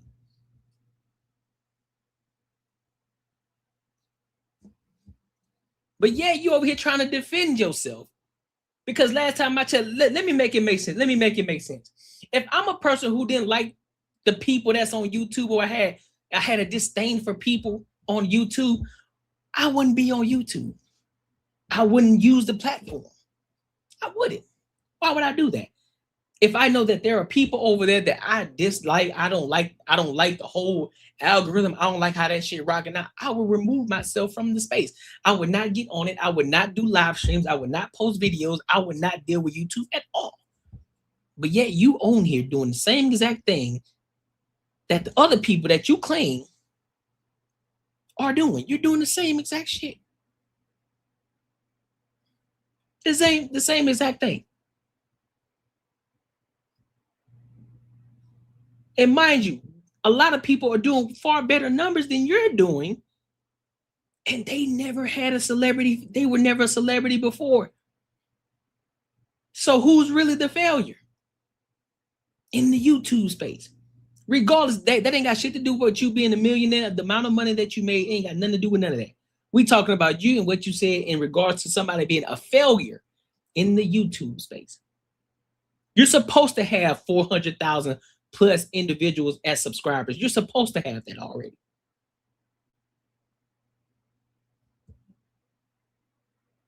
So what? So you ain't saying nothing. And then for who is this? Frank Sinatra, Corey been a millionaire. The fuck you talking about? How many millions you got? Don't worry, I'll wait. See, that's why you need to use your ears, Mr. Frank Sinatra. Because you too busy pillow biting. You too busy pillow biting and screaming because somebody's bending you backwards. You can't hear what I said. I said 1 million subscribers. I ain't say nothing about his money and how much money he's making. I don't count his pockets. I'm not counting his money.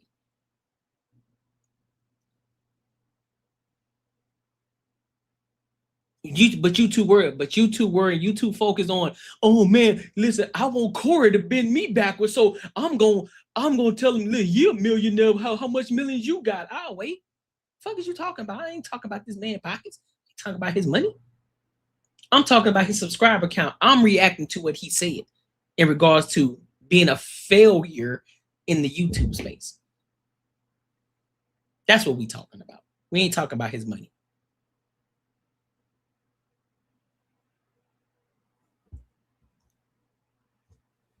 This has got to be the worst thing in the world. There are people who consistently put a picture up of somebody who hasn't failed, and they fail. That's stupid. That doesn't make sense. It doesn't make sense. They put the videos of the people, they put your face up there, especially reactionary videos. Why? Because you probably did some stupid shit. You said some stupid shit that went viral, so people want to react to it. Why? Because now when they come across and they're scrolling, they see that shit pop up. Oh, what the fuck did Corey say? He said some crazy shit. I want to hear what the fuck he said. And I want to hear the person who's reacting to it. I want to hear what their thoughts are on what the fuck he said.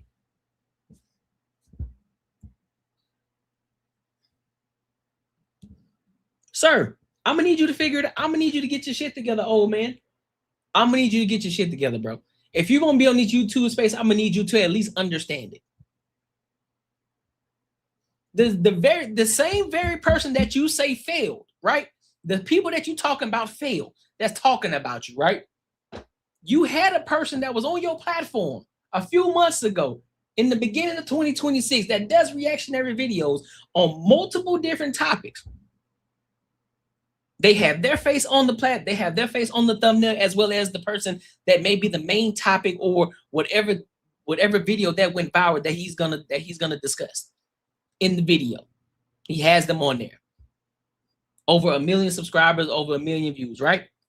And there are many other reactionary video, many other content creators who do the exact same thing, and they got a ton of subscribers because they want to hear what they got to say about the viral video.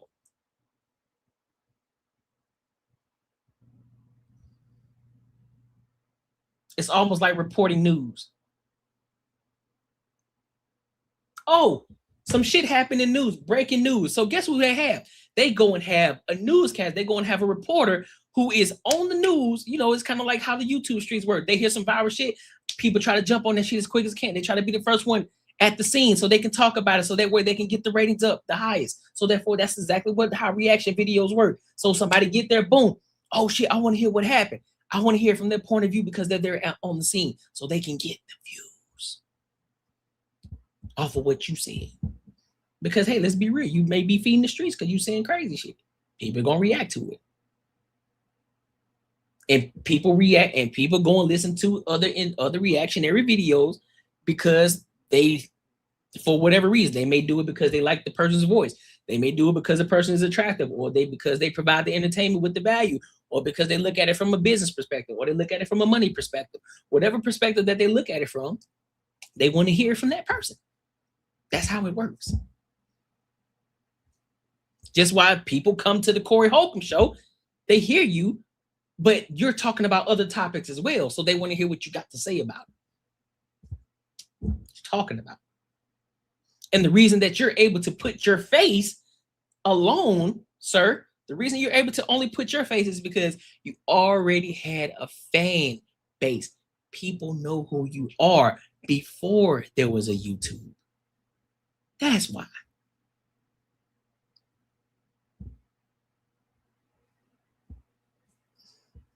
Bugging. It's crazy. This is my channel. No, it's not your channel. You use pictures of people. Of course, now they'll take an AI picture of you, D. Oh, yeah. They'll take an AI picture of somebody who's famous, who's found a way. and put that picture up there so they can stay on there longer, because YouTube is getting rid of a lot of AI. A lot of AI stuff gets filtered off in some of these things. Yes, they're getting rid of AI because a lot of people have a lot of faceless accounts. They use faceless content. They're trying to get rid of that. They're trying to dial in on that shit.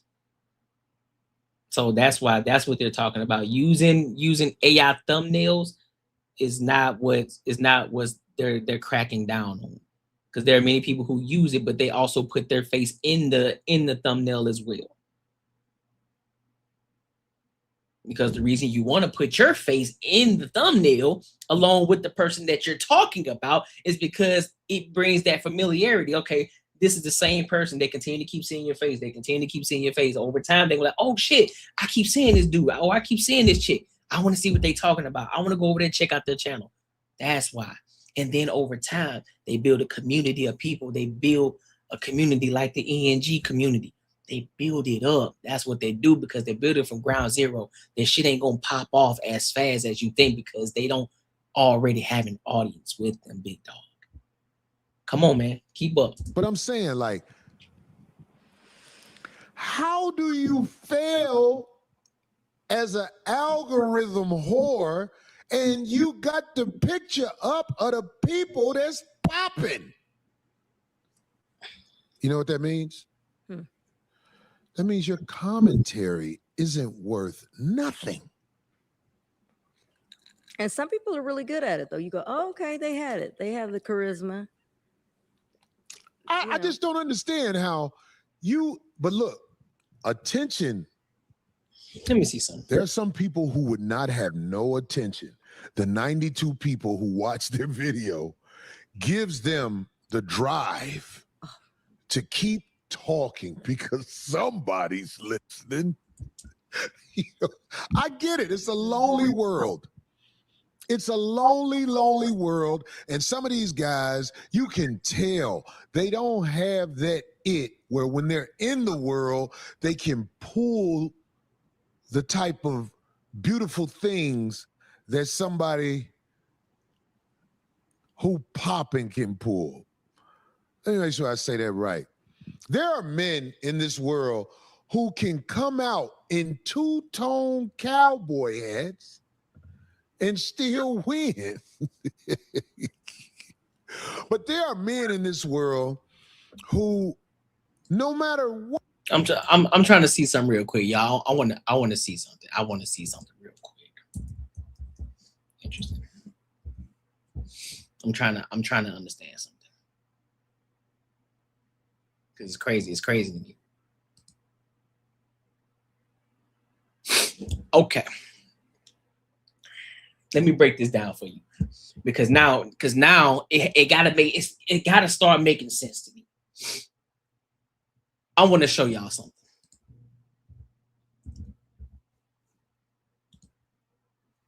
I'm just gonna use this person as a reference.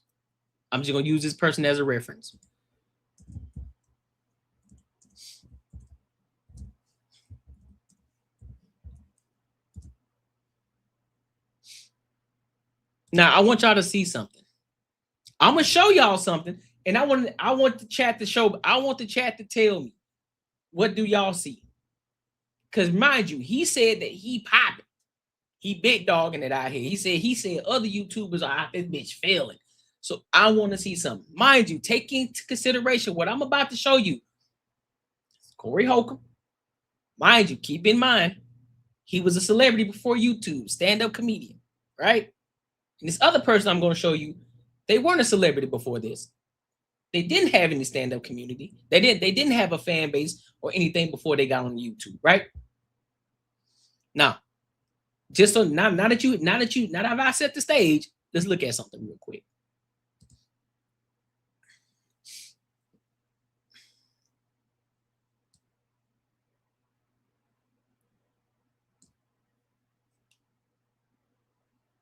Y'all see that?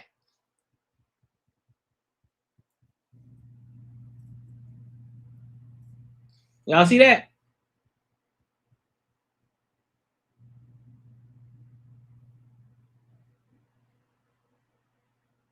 Y'all see that, right? Now, that's 479,000 subscribers. I still gotta learn. I mean, I still ain't learn how to. Let me see if I'm able to do the zoom in. Cause I don't know why it won't work when I tried to do it last time. I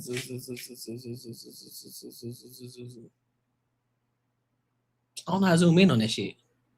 Ooh, hold up. I might. Give me a second.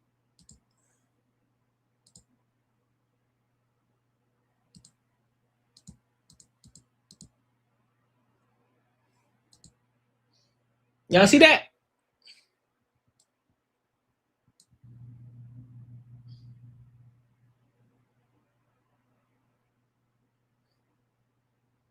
$479,000 subscribers. 479,000 subscribers. This is Corey Hogan. He said he popping. Now, let's go over here to the other. Let's go over here to the other one.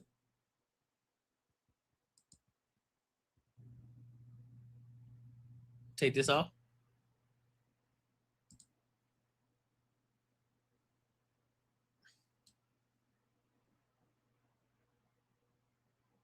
$832,000 subscribers. Mind you, he got 818 videos.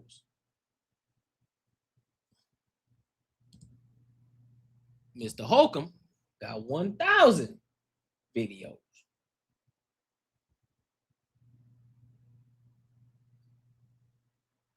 Views gain.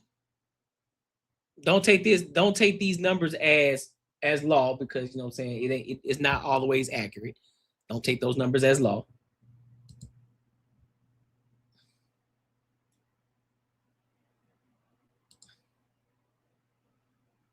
Over 1 million.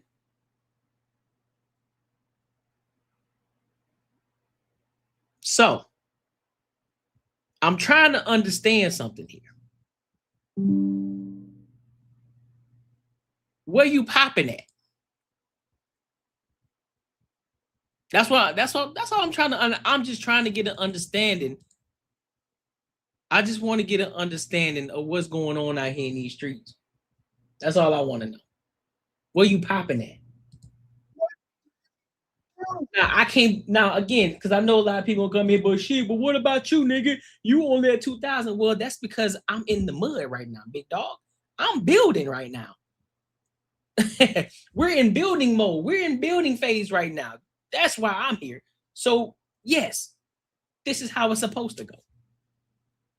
But I'm still gonna talk my talk regardless. Even if I was at 500, because there was a point I was at 0, but I'm at 2,000, and in a couple months I'm gonna be at 3,000, and then we're gonna continue to keep running it up.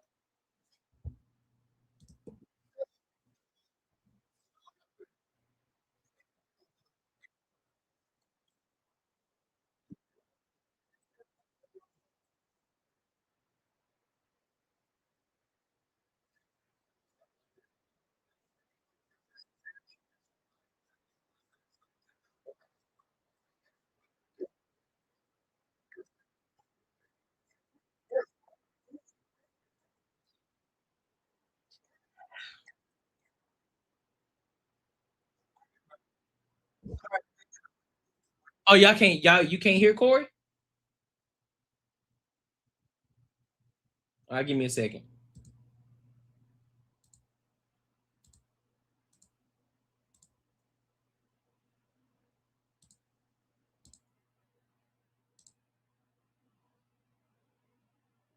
It's popping for you. Can you hear now? Some of us put in work. Some of us have fortune. Darlene, when she was young. I mean, I'm just giving it to you real. Okay. When Darlene was young, she stood out enough where the great Ice-T chose her and combined forces with her, put her on his album covers. Plural S covers. Do you know how many bitches wish they could do that? 2 covers, right? Huh?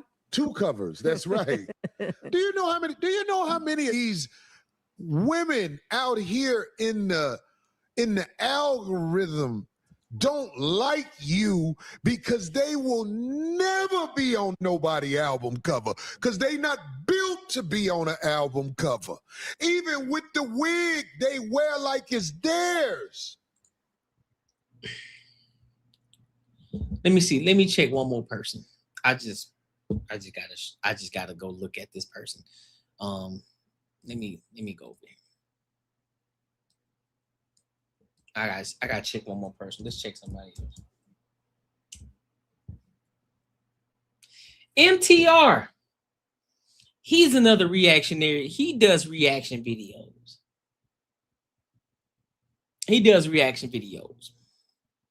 He's crushing Corey Holcomb. Crushing Corey Holcomb.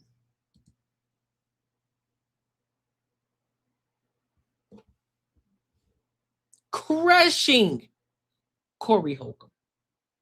He's at 906,000 subscribers. Over 1 million views. Over 1 million.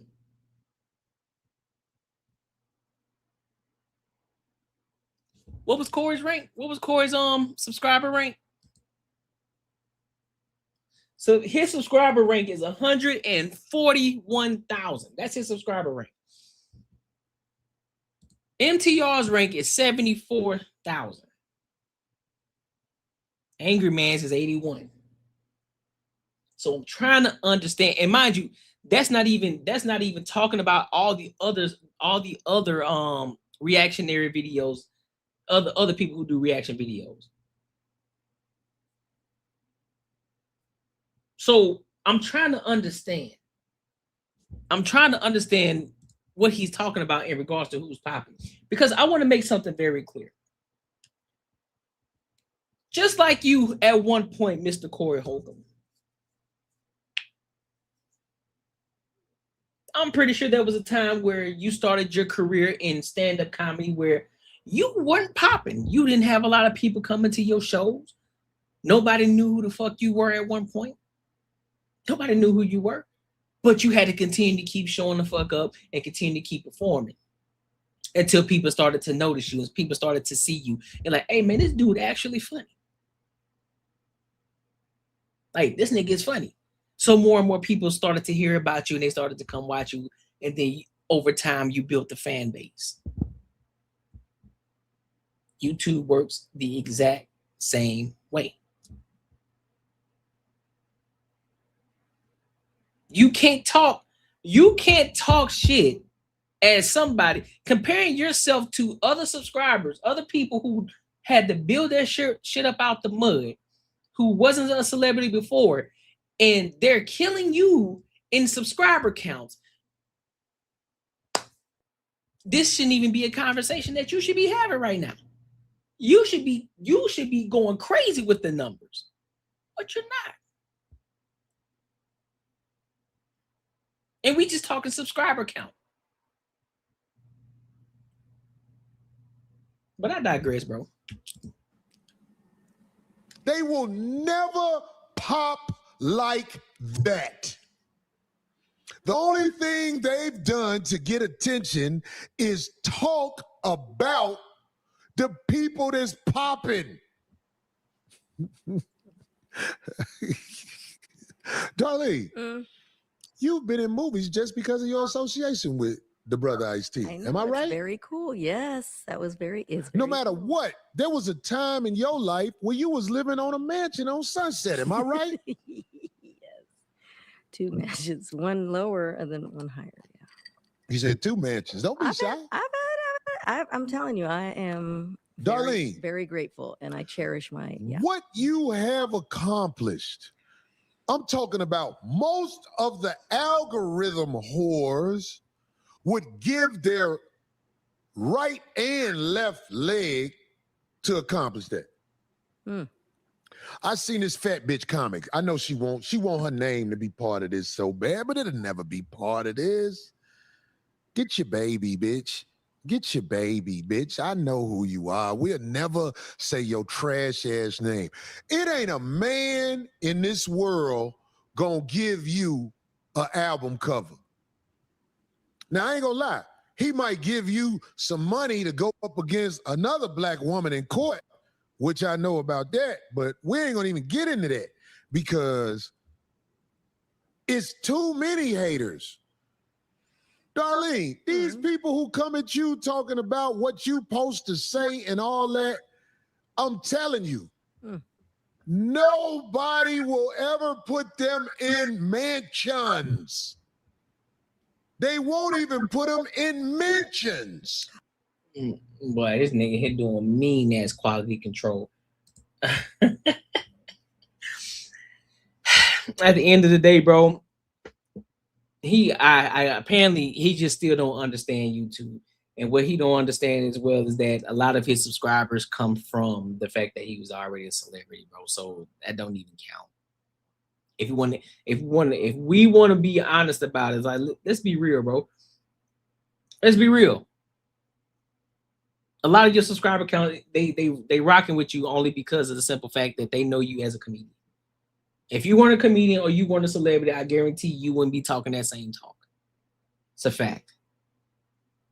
Nobody would want to hear what Corey Holcomb has to say. If you want me to be 110% honest with you, and they ain't a shot at you, just saying, you already had a leg up by being a celebrity and a stand-up comedian.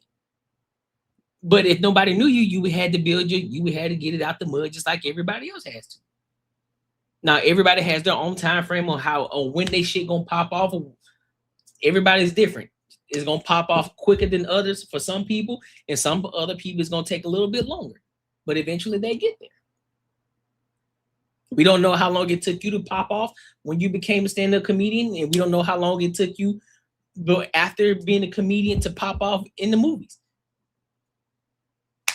It is what it is. So you should instead of you trying to, I guess defend yourself in the sense of, oh, niggas ain't popping like me. They ain't popping like me. Niggas out here failing in YouTube. The only way you're gonna fail on YouTube is if you quit. That's the only way you're gonna fail on YouTube is if you quit. And a lot of people do quit because they just don't have the wherewithal. They just say, listen, man, I don't got the time to do it. Or they may have gone so hard to the point where they just kind of drain themselves out. They didn't pace themselves. Be like that. It happens. Just as many people have quit acting. Many people have quit stand-up comedy because it was too much for them. So I think you coming at this the wrong way. But hey, you just made some great content. You just made some great content for people to react to. So you're doing the right thing by saying crazy stuff to stay in the algorithm, so people gonna continue to keep talking about you. But the minute you stop saying crazy shit, ain't nobody gonna be talking about you no more. That's just what it is. That's just what it is. And he said hard to hard to train. Chill, bro. But if you stop saying crazy shit, nobody's gonna be talking about you no more. It is what it is.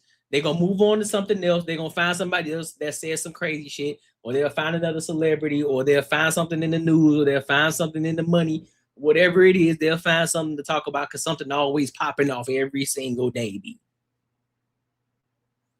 So, hey, do what you do. But hey, make sure you like, comment, and subscribe for the algorithm, and make sure you hit the bell notification, dog.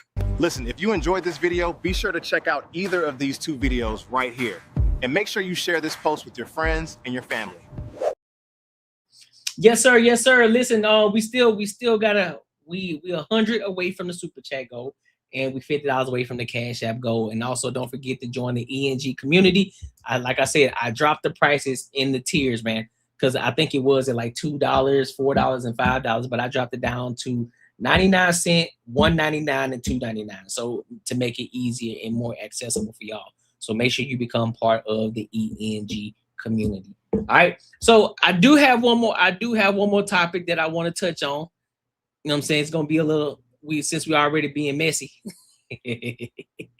Since we already being messy, we gonna continue to keep on being messy. We gonna talk about. Well, before we get there, give me a second. Before we get there. All right. You gotta take a brief intermission because your boy gotta use the bathroom real quick. So I'm gonna let y'all listen to this music. Yeah. We kicking this thing off. All right, so y'all ready to move on to the next topic, man? Y'all ready to move on to the next topic, dog? Like I said, we're gonna keep it messy. So I want to go to this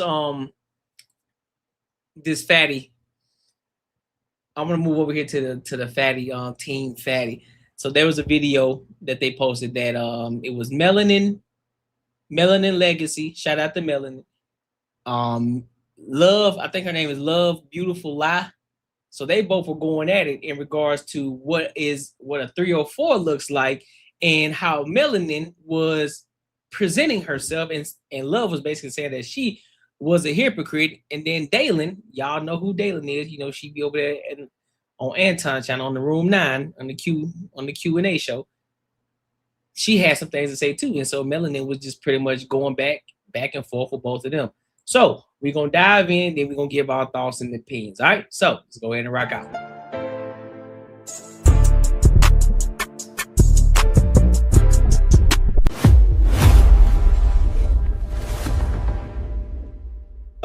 You are walking outside with your mom or your sister or your best friend, and a man turns to her and says, "Damn, you are a..."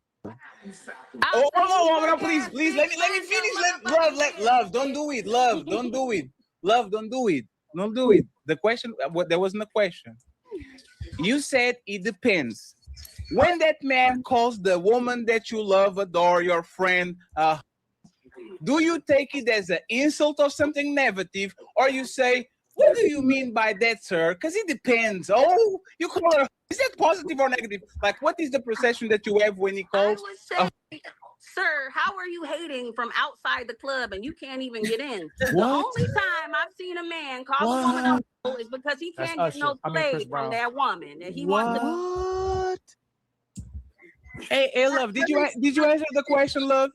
That women don't want men to care about them. That type of response, men shouldn't even care about the state of women at all with that type of response. Because if you think that they're trying to hold women accountable because they can't get in, the top button of your shirt on purpose for what? And we're in a conversation. No, this has nothing. My shirt's been the same. My shirt's been the same the whole stream.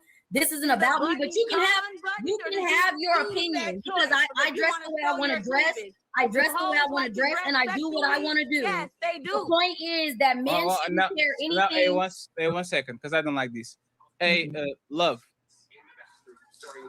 If being a hoe is not negative, why are you trying to imply that Melanin is doing some old shit?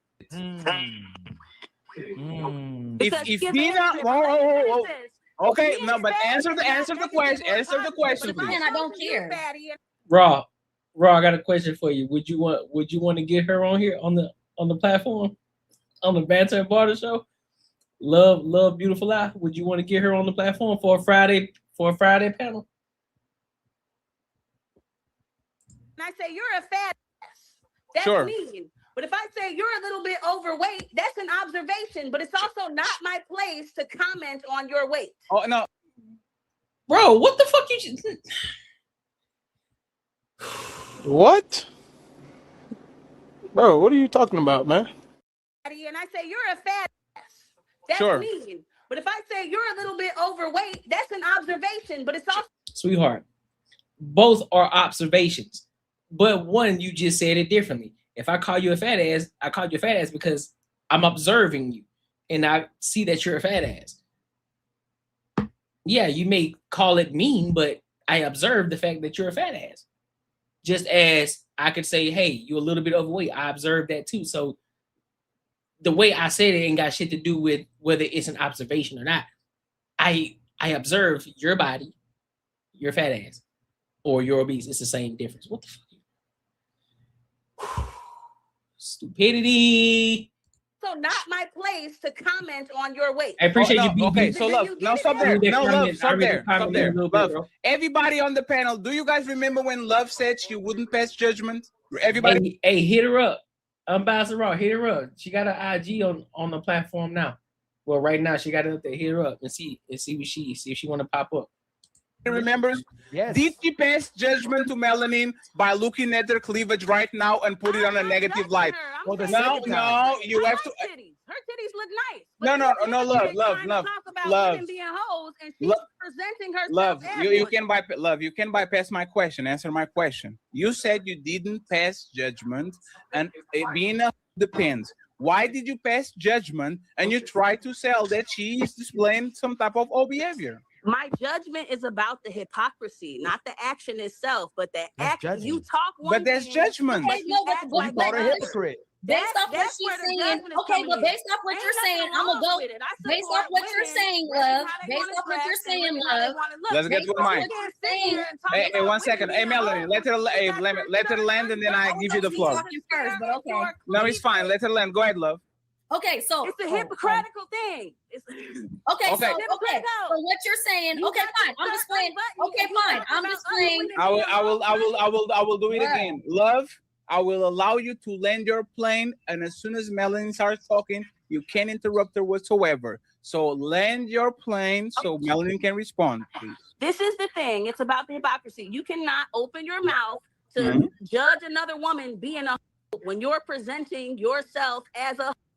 You unbutton the button of your shirt on purpose so men can look at your cleavage. Is that what you think? I will stop these again. You describe as somebody that has casual. Now he's somebody that has a cleavage. So for us, no. Stop. You just stop. Hey, stop. No, stop. This is what. Can you stop, please? Can you stop, please? This is what I'm talking about. Y'all having no motherfucking consistency. You came up to explain to us what the hoe was. You said that the was somebody that was having with no intention or nothing.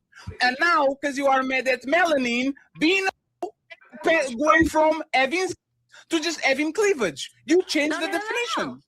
Okay, if it walks like a dog, if it talks like a dog, if it barks like a dog, it's a dog. So if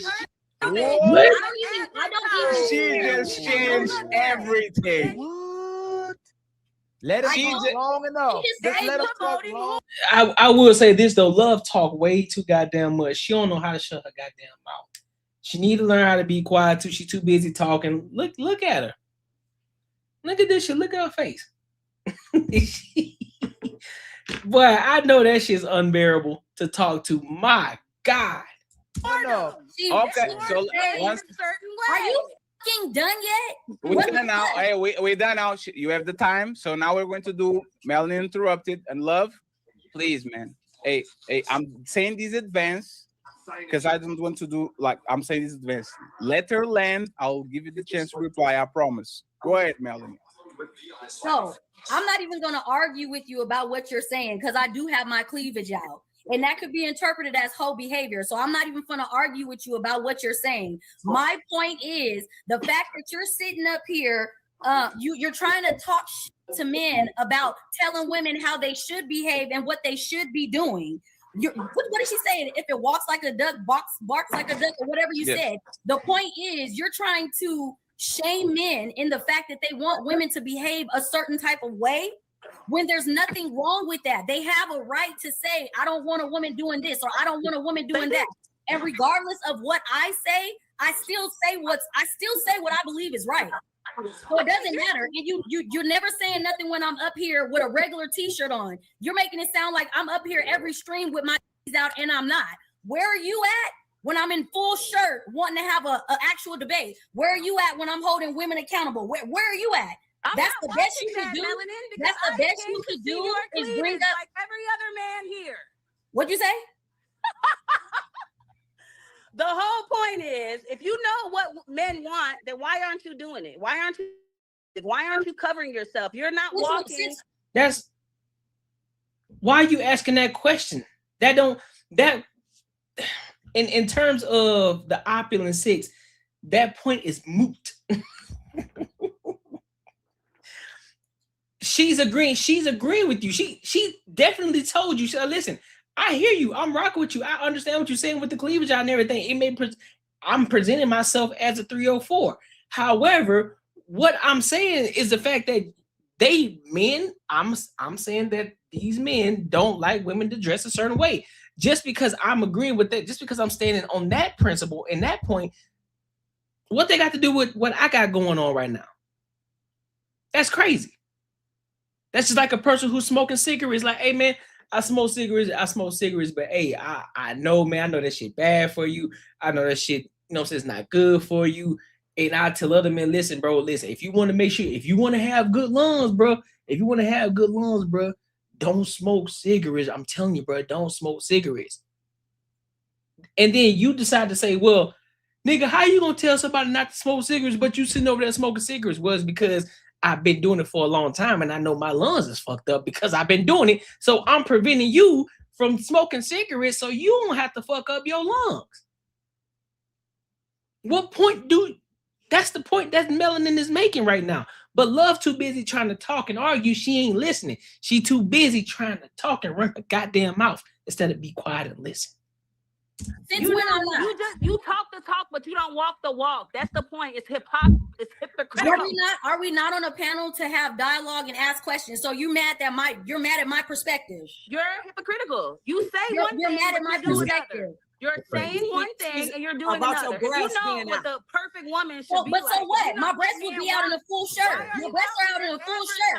My breasts are out in a full shirt. You're not gonna see my breasts through the shirt. Girls out to play with a full shirt on, you're still gonna see my cleavage. With a full shirt on, no cleavage out, you're still gonna see them. You wouldn't, Melanin. I don't want to button them. I don't want to button them though. But And that's the thing about Melanin too, bro. She ain't gonna stand down, bro. She is not gonna stand down. It don't matter. She ready. You can, boy. I don't want to though. So now what? I don't want to. I don't want to. Wait, 1 second. I have a last question for me, and then the ladies can got it, and we close it up. Hey, Love. I love Melanin. I swear to God. It's totally fine. So, Love. When you were on IG saying that you were a side chick, right? Remember that post that you did on IG? I didn't know. You know what? I need to find me a hyena meme. We're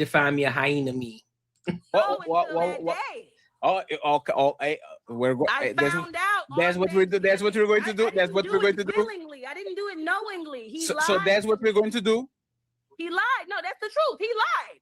That's what you must have not listened to the whole thing because I said he lied to me. If I would have known, I would have never been in that relationship. But go ahead. What's the other question that you have? She's wild in this, all right. My question is this: if you said that religion is wrong for trying to control women, and then you make a statement that it looks like you're shaming women about them being sexual or being sexual in nature, don't you agree with the church? If please 1 second, just 1 second, I promise.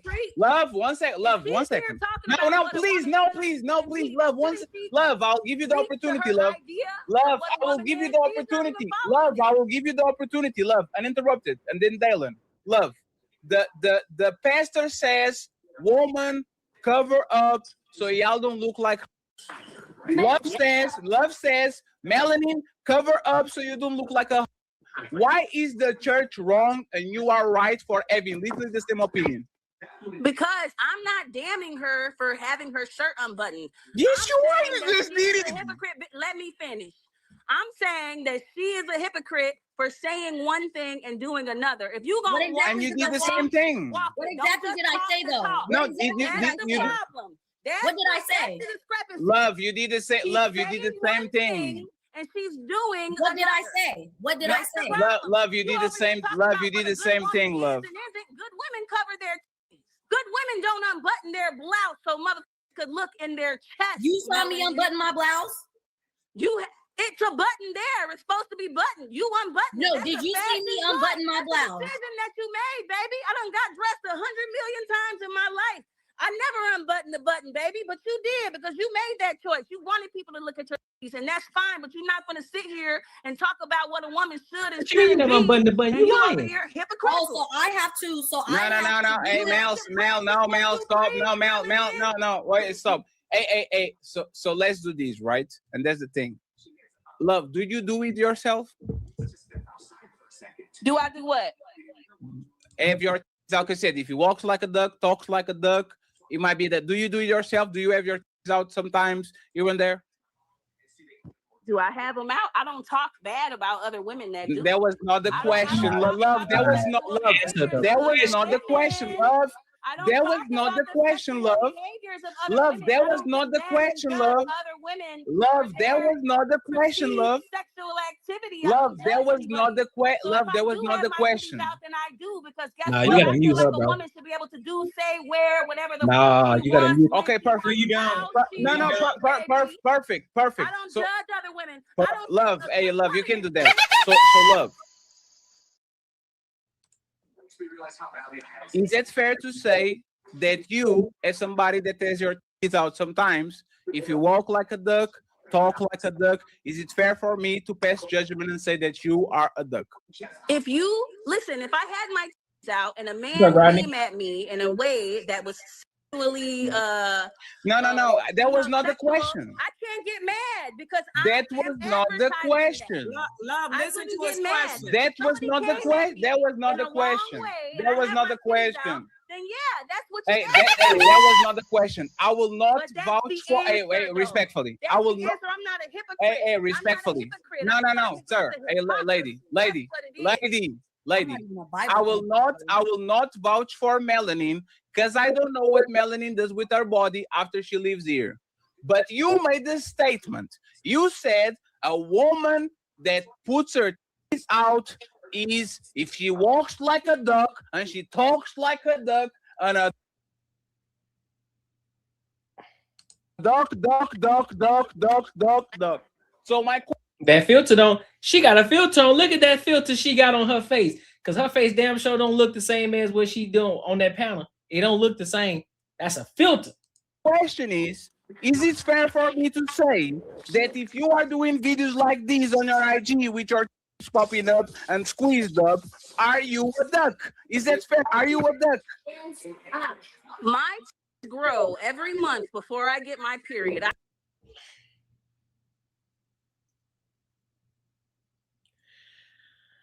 Let's hear that question again, just to make sure that we ain't missing nothing right now, because something ain't clicking for me right now. Because I gotta understand something. Because I know that puts her teeth out is if she walks like a duck and she talks like a duck and a duck. So my question is it fair for me to say that if you are doing videos like these on your IG with your teeth popping up and squeezed up, are you a duck? Is that fair? Are you a duck? My teeth grow every month before I get my period. I cannot help the size of them. You can say another motherfucking word and this shit is over. And I ain't playing, nigga. she can't even answer the question straight up. She can't even answer the question straight up. Look at this shit. And she said, my titties grow every month. Like you told her to do it.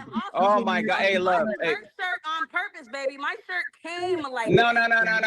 You do. I will not vouch for Melanin, just like I don't vouch for no woman in these panels. I don't trust y'all when it comes to relationships, from the best woman ever to the worst woman ever. But one thing that you can do is saying that somebody quacks like a duck and is a because she does it and she should wear a button up. And then when you don't wear a button up, you say, my tits get bigger than they grow. You literally have a bunch of pictures and covers that actually cover everything. So if she chooses to show her tits and you choose to show your tits, but you are not a, when you literally have sweaters, eye collar, whatever the fuck it is, You are being a hypocrite. Facts. Once let me finish. Once again, I didn't drop you because you were giving me answers I didn't want to hear. I just mute you because you keep over talking. This is the thing. I don't have no problem with hoes. I love the hoes. Jesus loved the hoes. You know who was with Jesus when he died? His mother and that's number one. Number two, I don't judge other women. I don't judge other women based on their sexuality or lack thereof. Melanin is here talking about what men want. And if you know what men want, why aren't you doing it? How do you know I don't do it? How don't you know I don't do it? You don't know me. How do you know? You don't know me. What somebody else want. I'm living my life for me, not a man. Well, that's cool for you. That's cool for you. But I don't have any issues. I ain't no issues in my life. So you can say whatever you want to say. You don't know what I be doing. There's no trouble. I'm never up here complaining about no man. I ain't never up here complaining about no man. I'm never up here complaining about a man. That's y'all. I'll leave that to y'all. You never hear me bad mouthing no man. I'm not complaining about no man or anything else. You say whatever you want to say. Why are you 38 years old with no man in sight? How do you know? Wait, hold on. How do you know? No good man. How the fuck do you know? Men don't want women that are loud. Let him finish that. No, he's not.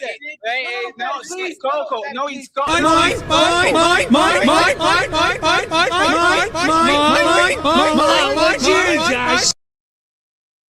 She passed. Coco, hey Coco, you got it. She passed judgment again. She just passed judgment again. Hold on, Coco, please hold on. It's too late. What kind of man don't women want? Love. What you know about down the What kind of road? women don't All men right. want? What kind of woman does a man want? You said no, love. You were saying no, love. You gonna watch your mouth though. Like said, you're not gonna do that. I'm gonna say what I want to say. I don't give a. This nigga is trash. Hold on, I'm gonna give you some peace. We made her yesterday. She already going crazy. You said Melanin. She did what I've been saying she was gonna do. Yes, but hey, Coco, she was just judge, but she said she doesn't judge. But Coco, she literally was about to tell Melanin that men don't want no loud women, and she was expounding on that. And look what she's doing. She literally, man, don't want no loud woman. She's a loud woman because she judged for the third time. And then she's loud as I see the Dylan. Okay. I think y'all are caping right now. And although Miss Love here is very overbearing, but in her own special way, I hear what she's saying. Fatty, you spoke to women. We were talking about women being called because of the things they do. Sure. Now we're releasing how we classify by how they dress when we've done that before. Speaking of, when you was on AD show with me on the panel, you brought up a picture of me and my birthday outfit when I was bent over. Sure. So now let me answer. Tired. Well, wait, let me land my plane. So it's like, why is it? I'm gonna throw Legacy a bone here and say, you know what? You can wear what you want, but if you ask men, would a woman be closer to hoe attire or modest dressing?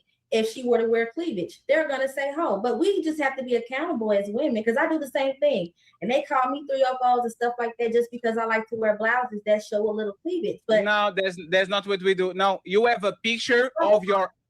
You have a picture of you literally against the wall with your out. Don't lie. You don't see any cheeks. You see thighs. And if you're gonna go to my Instagram and post it, then fine. But that's the point I'm making. Like, you want to do what you claim you're listening, but you want to do it too. Fatty has put me on the screen too. Fatty has put me on the screen too. Y'all must didn't see those screens. That's what I'm saying. He's not being biased. And anytime you've heard Fatty or Ali say anything about women's cleavage and how it's whole behavior, you never hear me talk against it.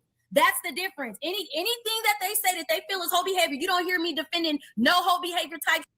Okay, and that's the difference. As soon as they say something to y'all want to defend it. Y'all want to do that feminine and talk again and talk towards all that. You never hear me say nothing.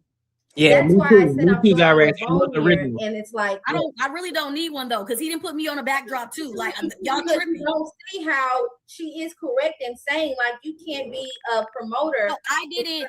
I don't have to come online. Fatty, you're unmuted. Fatty, you're muted. Fatty, you're Dalen, what are you talking about, man?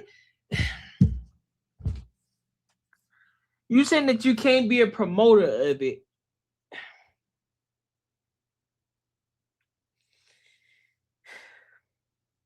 So you saying a person who ain't married can't promote marriage?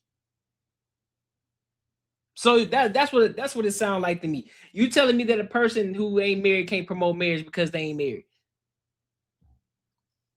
A person can't promote being in shape and being fit because they ain't in shape or fit. They can't promote that. Like, although, listen, bro, I know I'm out of shape and shit, but bro, you got listen, bro. Make sure you get in shape, bro. Make sure you get fit. So you can't promote that. Girl out here being the 304. She out here in these streets. She a night walker, right? She a night walker, or she what they call themselves, a nighttime ballerina, whatever they call them. Listen, you can't be a nighttime ballerina. Go to school and don't be a nighttime ballerina. Go to school, get your education, go get your job, or go become an entrepreneur out there. Do some shit the right way. Don't be out here showing your body. Well, you do it. Well, I'm trying to prevent you from doing this shit. So take the other route. So that's what it sounds like to me. So because she's out here showing her cleavage and she ain't giving you no flack in regards to the fact of how she presents herself, y'all still trying to come out and say, well, your titties is out, so why are you over there promoting it, or why are you over there saying that men don't want a woman that dressed like this? Shorty, are y'all not listening?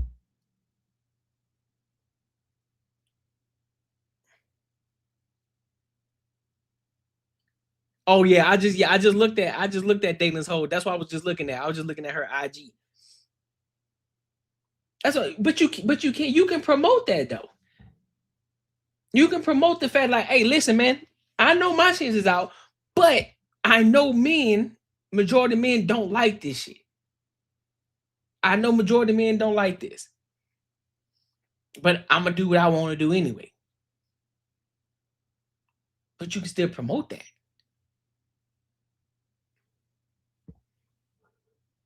You're muted. You're muted. I mean, it leans towards hoish behavior, but you just have to say, so what? I need to disagree with her, Fatty. We can't hear you. Because mind you, it's beneficial for you. If you're somebody who's looking for, if you're somebody who's looking for a legit relationship and you're not trying to come off as a 304, so they're telling you, listen, if you don't want to come off as a 304, I would advise you not to dress like this. I'm gonna give you the cons of dressing like this. A lot of men ain't gonna want to take you seriously. I agree with that. You know what I'm saying? That's what people are gonna say. Like you're. I can't hear you. Oh well. Oh. So like, I'll give you a prime example. You know what? Let's pull it up. Let's pull it up. You know what I'm saying? Since we here, right? Let's pull it up real quick. Now, off rip, I don't see anything too alarming. Nothing too crazy from the frame. I'm like, all right, nothing too crazy, nothing too alarming. You know what I'm saying? She like dressing up for Halloween and shit, be doing goofy shit. She like plants and shit. And then I see one of these joints right here. It's like, I ain't kind of questionable, but hey, kind of questionable.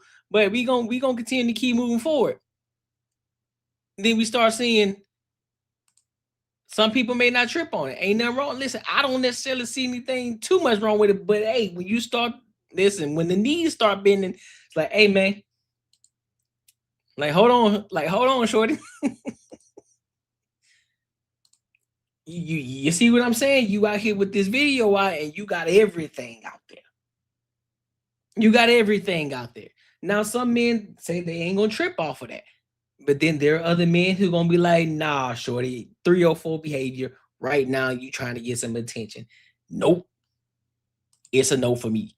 Right? Then I think this is the one that Fatty was talking about. No, it wasn't. I don't think it was. Well, no, maybe not that one. But I guess just the cover photo of it. Or this one. I don't know. Whichever one. This one. I'm pretty sure he probably talking about this one. No knee bending got you. That's what I'm saying. The knee bending, like you were straight. Then next thing you know, you start to bend down, like, I see knee bending. I see knee bending. So I'm just saying though. So she's not being a hypocrite. She's agreeing with the fact, like, yeah, I do like 3 or 4, but however, I do understand the sentiment that they're talking about. Like, listen, men don't like that. So what y'all tripping on? You feel me? So. Oh well. So I guess if you don't want to hear I it. didn't understand why Fatty jumped on Love really hard for Melanin when Melanin can stand on her own feet. And the reason I can't hear you, Fatty. The reason I'm glad he muted, and the reason I'm saying that is because he wanted to go off on Love because he didn't like the traits that she was showing. She was aggressive.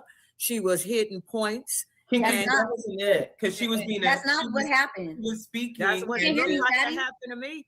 We got different stances. So whatever you saw. What I see. It looked like he was trying to attack her because he didn't like that she was. He tried to go personal. Alpha female mode. He ain't like she, that. She tried to go personal. Alpha female? You call that being an alpha? No, that's not what being an alpha is. Being screaming and just loud and just constantly over talking and disrespecting people. That ain't what an alpha is. This is what she was doing. This is what. That's what that was. That was not being an alpha woman at all. That was not being an alpha woman. I don't know what the hell King Queasy talking about. With a general conversation. Her only way to attack me was to talk about my cleavage. That had nothing to do with what was being said. And he would do that. He would correct anybody up here. I hate when y'all be acting like somebody being biased about something. He was correct. Legacy. I don't think it was an attack. I think it was a bad delivery and trying to say, hey, like, this is how you talk to women. Yes. But you come on dressed like the women that we talk about. And I think it's unfair to say, so what, I mean, she's not saying that she can't be called a because of how she's dressed. So why do you give a damn if she used the fact that you're showing your cleavage on purpose? But she was saying she was making a judgment and she won.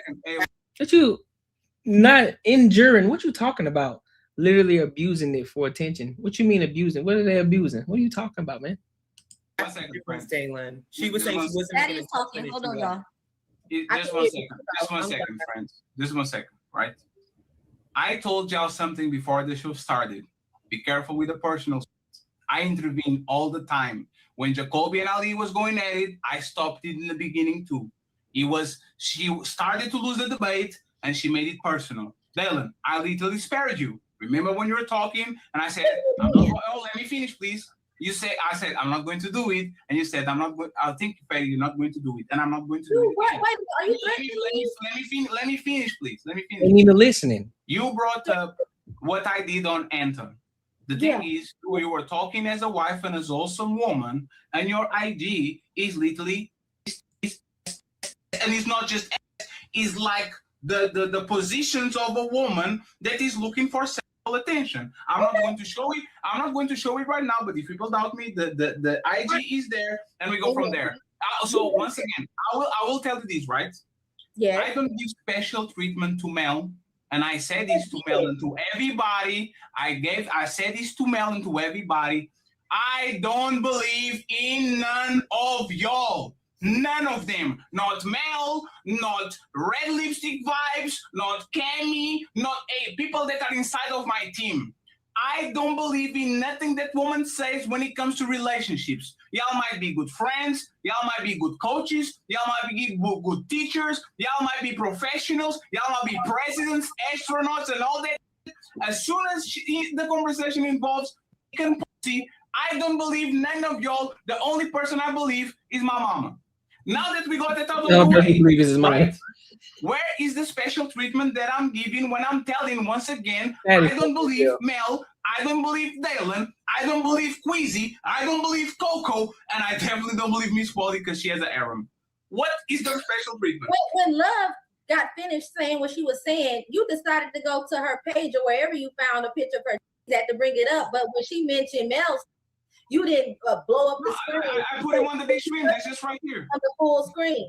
They're right there. They're right there. You see how you shaking them, and it's okay. You know what? I'm glad that you shaking them, Melanie, because y'all really trying it. I didn't get Fatty does not pull no punches. I've been totally involved in the stream.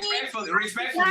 He did say it, all right. Dylan, one second. We're missing the point. Dylan, are you already did one? I treat her special. Then you said I didn't put her teeth out there. I did it too. Are you going to stop right here, or are you going to move the goalpost even more? No, it's not about a goalpost. The whole point of me saying like it's okay that you're doing that, but don't negate what it means. And just like when did I do that? No.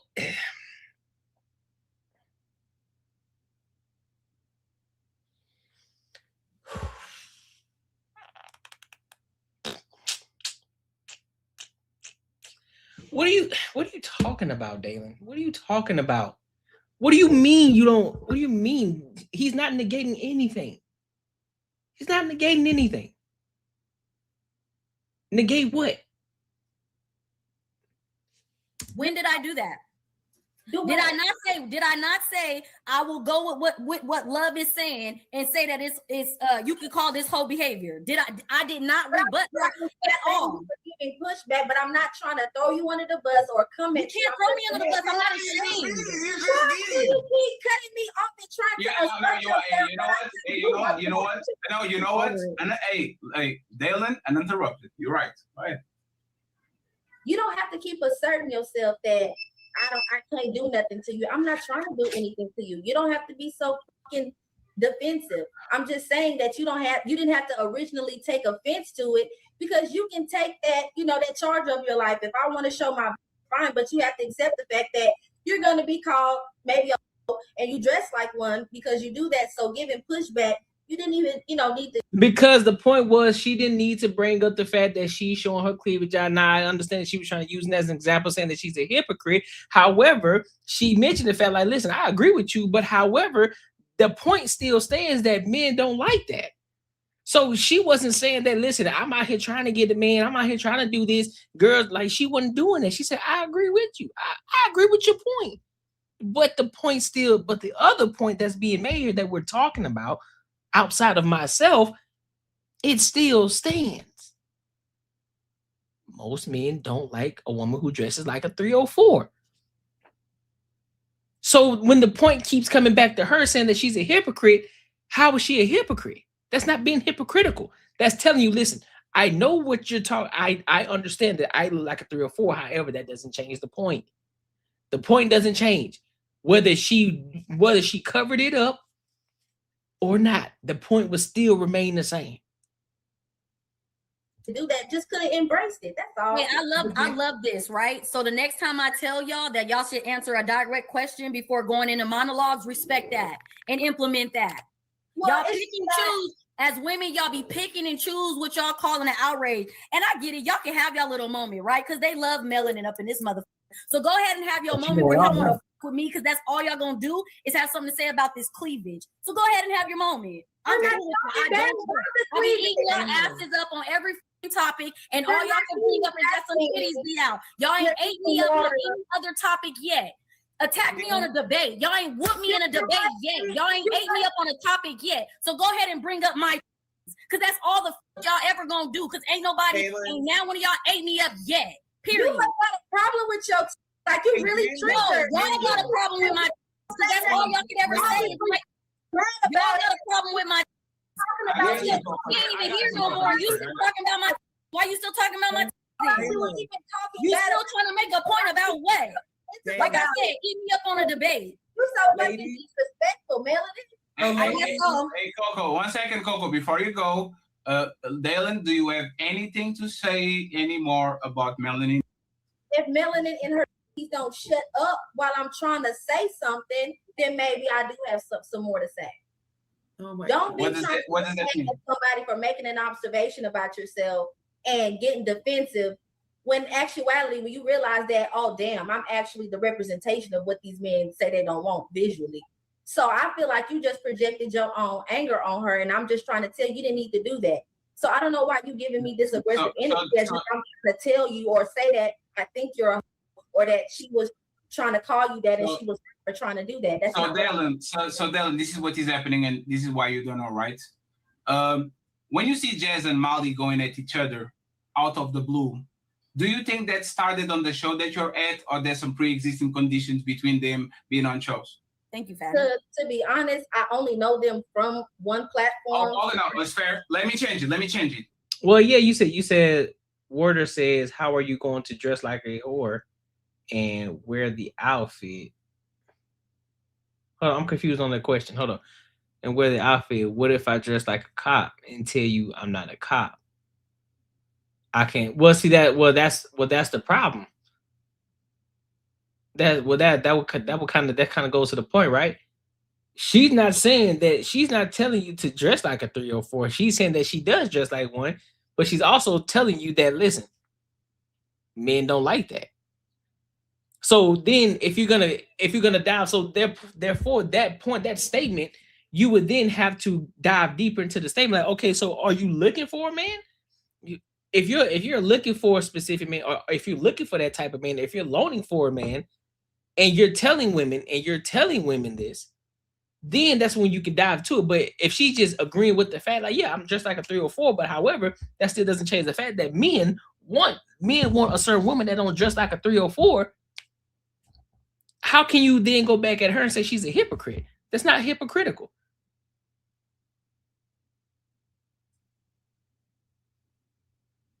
That's just like a thug. That's just like a thug. Somebody who's a gangster and they sag their pants and they say, hey, man, because of observation and what they see and what they notice out here in the streets, because they have experience, well, because they out here in the world, they out here touching grass, right?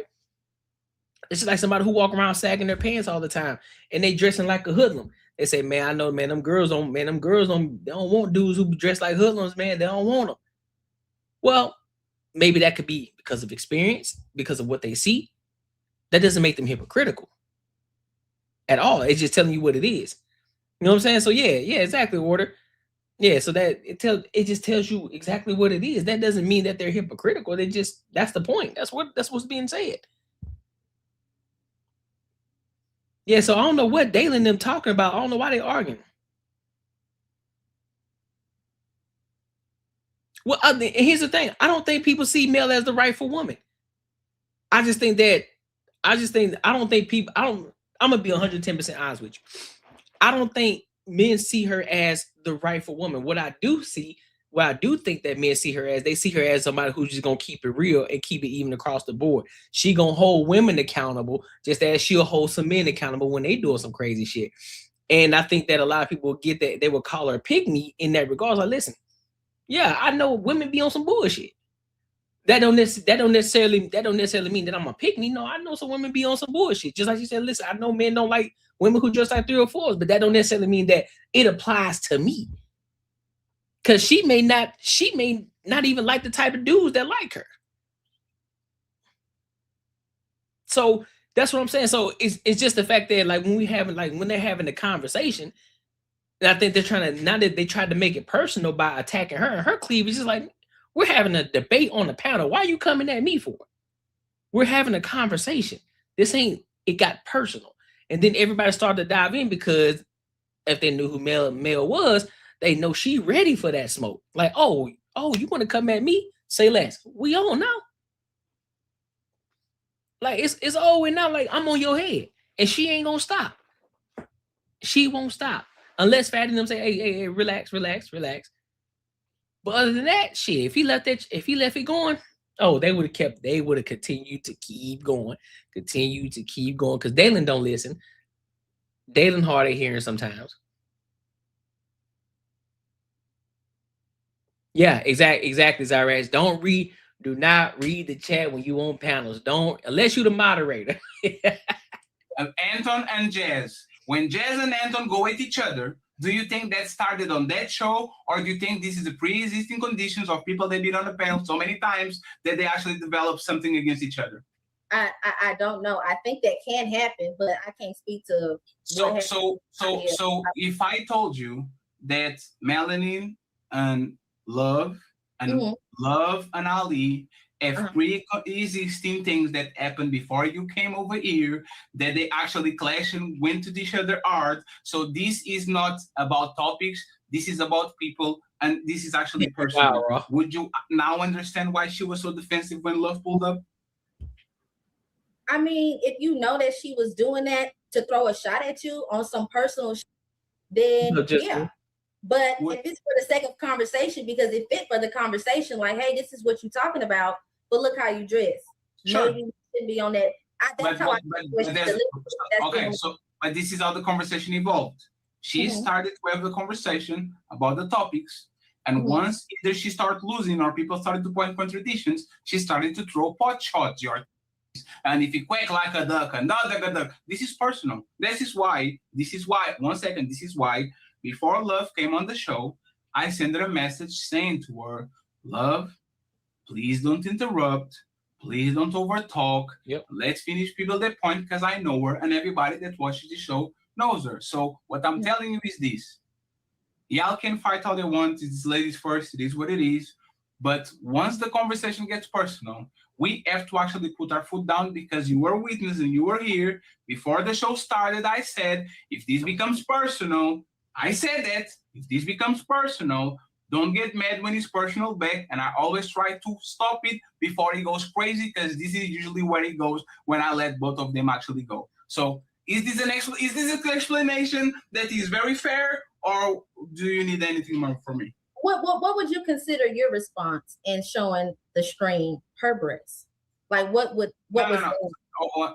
listen to what I'm saying. I already heard what you said. Listen to what I'm saying. If I am saying something and you have footage of me saying something different, you can pull up my IG. You can pull up any information that is public and saying, Fatty, you are preaching that people should actually not be promiscuous, and you were on Ibiza grabbing on some. I think that is very fair. So when it comes to Love, the problem is not that Love what she believes. The problem is that Love will say verbatim, I don't judge. Let me pass. And then turn right around and judge. Judgment. Being it depends. But you are out. Because if you quack like a duck, this is the problem once again that I have, is that people are not being concise with their answers. They're just throwing it at the wall and see what it sticks. Once it becomes a show, Dylan, I as a host have to do something, because now you were just throwing it and see what is going to get them offended. And you know, when women starts fighting, if I don't do nothing, we stay here until next day. Because Mel is not Mel never stands like, I have to grab Mel. And I know she's going to be mad at me after the show and saying, Fatty, you needed to let me go because I can't handle that and da. But I have to grab Mel, because if I don't grab her and if I don't grab Love, I could drop, go to sleep, wake up the next day, and they will be still screaming at each other like crazy. I'm doing what I think is the best for both of them. So, hey, that's fact. That's fact, though, because she wasn't listening at all. They didn't want listening. She up here talking about some they trying to cape for and everything like that. I'll let you know, listening is a very critical thing. Listening is very critical. Make sure you guys like, comment, and subscribe for the algorithm, and make sure you hit the bell notification. Let me know what y'all think about that video. Make sure you join the ENG community, and make sure you support the channel. Listen, if you enjoyed this video, be sure to check out either of these two videos right here. And make sure you share this post with your friends and your family. Sir, yes, sir. Man, tonight was longer than I expected. Normally, my Wednesdays don't go this long. But tonight was good, though. We was vibing out. You said Fatty stressing you out. Why Fatty stressing you out, bro? Nah, family just, hey, man, he just cooking up. He just cooking up. You know what I'm saying? But tonight was dope, man. I appreciate y'all for kicking it with your boy. Make sure you are here. Actually, do we got a banter and barter show Friday? No, we don't. No, that's next week. That's next week. Make sure you're here Saturday. Make sure you're here Saturday for the live stream. Come kick it with your boy. Let's run up these numbers. Also, I should have a video posting tomorrow. Make sure you go show love to my recent video that I posted yesterday. Go show love. Listen, we got to run up the long form videos, not just the live streams. We got to make sure we getting up there. We got to get up there. We got to get up there. You feel me? So go show love to those videos. Go hype the videos up. Because listen, we got to get in that algorithm. You know what I'm saying? They got to start seeing more and more of Courtnee's face. You hear it? So make sure you go show love to those videos. Be on the lookout for my be on the lookout for my post. For my recent post, definitely be on the lookout. Hey, shout out to you. Shout out to you, Zyrax, for becoming a member of the ENG community.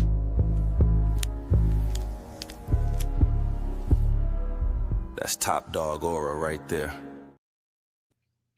Word. I appreciate you, Zyrax. I appreciate you. I wanted to go ahead and kind of lower the cost on it too, man, so we can get more people in here too. But let me read this super chat real quick. Yeah, you right, man. Making money is me, man. 10 years, me and you gonna have matching Benzes. 10 years. Thinking more like 10 days, man. 10 days. Shout out to Beat.